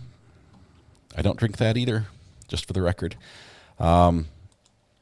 See, Judy, I'm so glad you answered by labeling my question, actually labeling the diagram. Thank you. Yes, it was a wonderful suggestion, Judy. Thank you very much for that. I do try to read all the comments, and when I see a good suggestion, I try to act on it. Who carries unloaded? Very few people carry unloaded, but there are some states that say you can't have a loaded firearm. Say, for instance, you can't have a loaded firearm within reach of the driver in the vehicle. You can have it in there, but it has to be unloaded. And then they deem loaded as requiring X number of actions before firing. So it might have to be, 3 actions away from firing. So if you have a revolver, you couldn't have the hammer back on a cylinder that has a live round, and you also could not have one in the next round. But you could have one in the following chamber. So you'd have to go through a couple. If you have a semi-automatic firearm, you could not have one that couldn't have a loaded clip, and you just have to cock it and pull the trigger. That would be 2 actions. So they have weird laws like that. Every state's a little bit different, and I'm not sure where New Hampshire is. I'm guessing they probably don't have laws about a certain number of actions away from firing if you are allowed to constitutionally carry concealed. And they do allow carrying a car as well. Anyone can do that.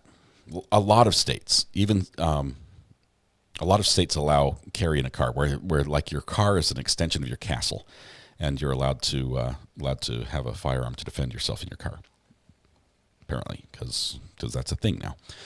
All right, what time are we back tomorrow? I did not hear when court starts. I think let's see, they started at 10 today, but they had a tour of the goat. They went down and maybe they ordered the blue cheese burger.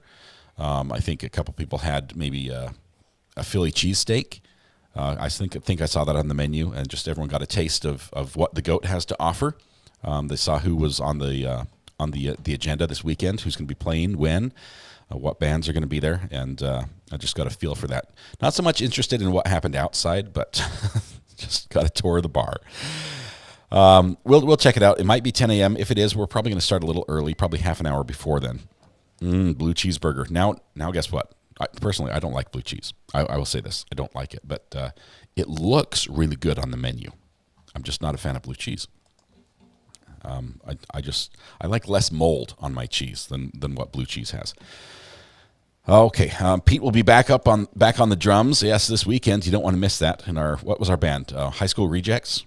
I think that's actually a real band name. Hopefully, if it is, I'm not slandering anybody. Y'all making me hungry. I will tell you, my daughter is not waiting outside the door. She is in the studio, standing just off camera, saying, "It's time to put the lights up. It's time." She's nodding. She's dancing. So that is what I am going to do here in just a minute. I'm going to go stand precariously on a ladder that's much too small for someone who's much too big, and try to put the lights up without hurting myself or someone else. So we're going to decorate the house tonight before the parade tomorrow. Thank you, everybody, for sticking with me, especially as I slept through the first half of trial. And I did. I slept through the first half. We'll be back tomorrow with more of this case. I think this is going to grow on you, even if the facts of this one are not up to what your liking is. I think we're going to have some really crazy witnesses. I think we're going to have some crazy questions back and forth. I think it's a little bit spicy. It'll develop. It usually does. New Hampshire, anything can happen. It's right up there with Florida as far as wild cards that happen here. Laura K, I swear, I've been a year now. I swear, since 9 months. She's like, it seems like so much longer. Laura, thank you so much for the 9 months, according to YouTube. Let's see. Good luck out there. Have fun to chat. Thank you to all the new people who joined us. Thank you very much. I hope you found a place where you can come back again and enjoy watching true crime with an amazing community. To all you who make up this community, thank you. It would not be the same without you. To my amazing mods who keep this place hopping and continually time out Ivan when he needs it, because occasionally he does. Thank you. I appreciate that. I appreciate all of you. Tonight when you go home, please hug the people you love. Smile at someone. Make their day just a little bit better, and please stay safe till we go live again, which should be tomorrow morning. I'm thinking about... Man, I like the 9. Man, I really like the sleep in, and I'm a little bit tired, just a teensy bit tired. So maybe it'll be 8:39, whatever it is. We'll be live half an hour before court starts. How about that? And when I get more information, I'll update the thumbnail. Pickles and Zoe, thank you very much. Thanks to all those who support the channel financially. That makes all this possible. You guys have a safe night. Thank you so much. Have a good one. Bye.